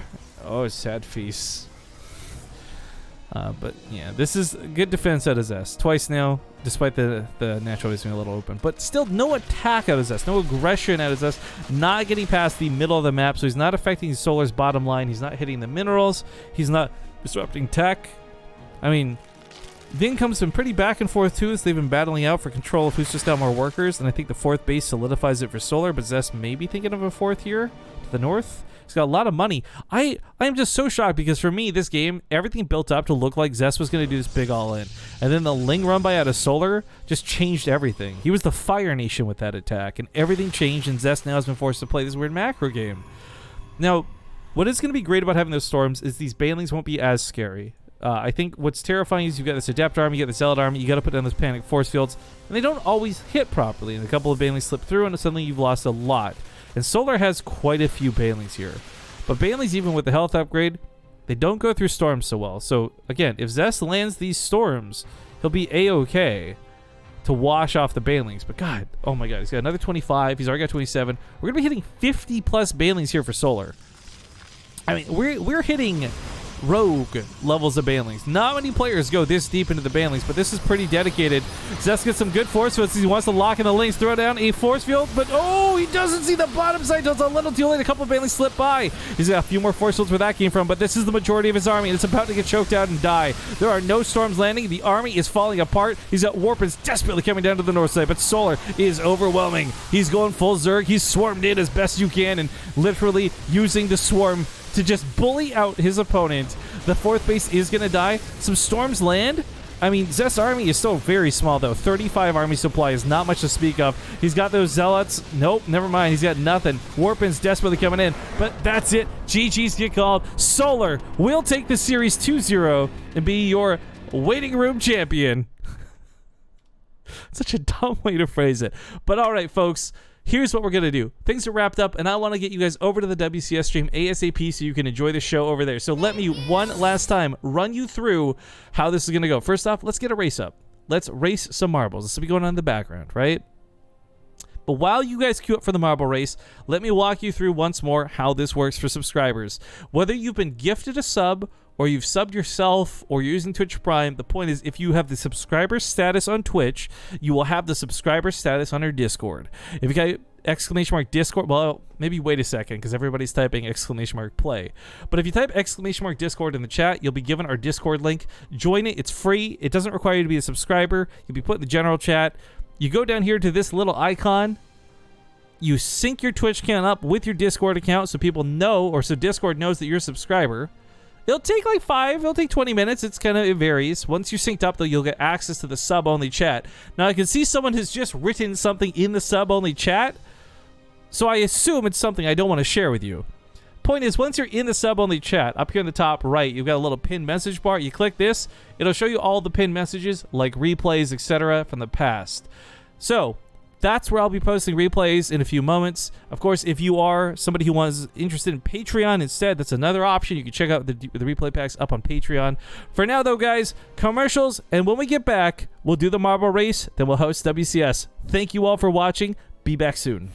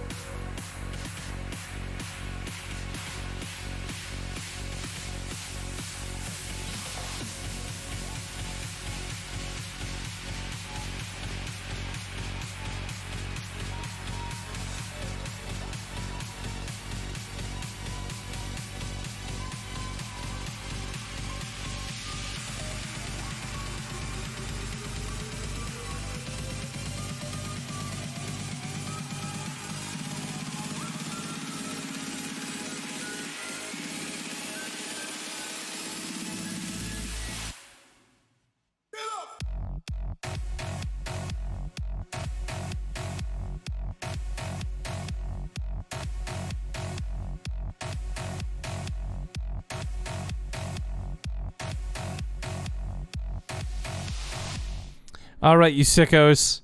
Last thing to do today before we head over to the WCS stream. Please, now, we got 30 seconds starting now. Type exclamation mark play in the chat if you want to play. If you want your own little marble here in the game to race with us. We got different balls you can take. We got Canadian balls. We got USA balls. We got radioactive balls. We got Denmarkian balls. Take your pick. We got 15 seconds to go. Once the race is done, I'm going to close up the stream, and you guys can go enjoy some WCS.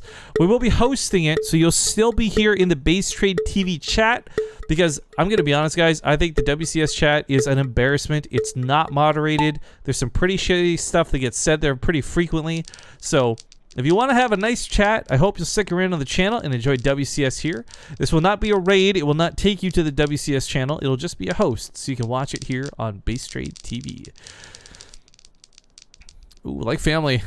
Speeding off to the races. I'm actually going to take the high ground view of the lazy observing for a second, guys.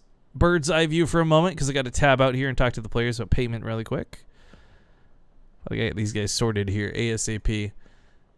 And yeah, this was a lot of fun. So again, saw some positive feedback. Maybe we'll do another one of these tomorrow. Maybe we won't. I don't know, to be honest. It was pretty enjoyable for me, though. I love getting to see some Korean StarCraft 2. It sucks some of it had to be from replays, but yeah, it is what it is.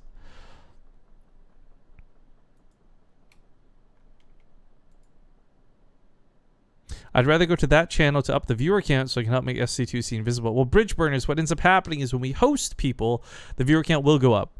If we, for example, if you were to host a stream with 500 viewers, they would get a 500 viewer bump. The difference is, though, 500 people would not be in their chat. If you raid somebody, it takes everybody to their chat as well. So the difference between hosting and raiding is really chat interactivity. And I really don't think the WCS chat is worth interacting with, hardly ever. GSL chat is without a doubt in my mind the worst, most unmoderated cesspool of embarrassment, and I'm surprised Blizzard doesn't do something about it. They don't do much better with WCS, although A for effort, they try. And that's why we're just doing a host, so you guys can still have a nice clean chat over here to discuss the games and enjoy things with. Right now we got Aurora SC2 coming up in the final leg of the race, bouncing up high, hoping not to hit one of these pillars too hard. We got Decronus right behind him. Aurora finding a little bit of trouble here with these pillars, but looks like he is still going to get the first place finish. So Aurora SC, congratulations on winning the final marble race of the day. As people scooch their booch to get down here, I am just going to do my shout outs. So guys, if you enjoyed the channel, always do me a favor, hit that follow button here on Twitch. It's totally free. If you are looking to do some more, maybe get involved, consider subscribing. Otherwise, we do have a Patreon up. If you're somebody who ad blocks, you want me to not get mad at you, and you don't want to feel guilty about ad blocking, honest to God, guys, $1 to $2 a month goes a long way. Other than that, follow me on Twitter at riff_kings. That's with a Z, by the way, if you want to see some shit posting and keep up to date with what's going on. Otherwise, Base Trade TV is what you want to check out, because I don't often shit post. I can't say never anymore because I accidentally posted on the wrong account the other day. But point is, Base Trade TV is supposed to be all about updates for the channel, so you guys know what's going on, and you don't have to worry about my shit posting and filtering through it, right? Otherwise, I will be back with Tuesday, the Alima League, guaranteed. I don't know if I'll be back sooner than that. If I do something tomorrow, great. If I do something on Monday, cool. But otherwise, it's guaranteed. We got content on Tuesday. So thank you again, everybody, for watching. And I'm going to go host up WCS here. So I'll see you all later.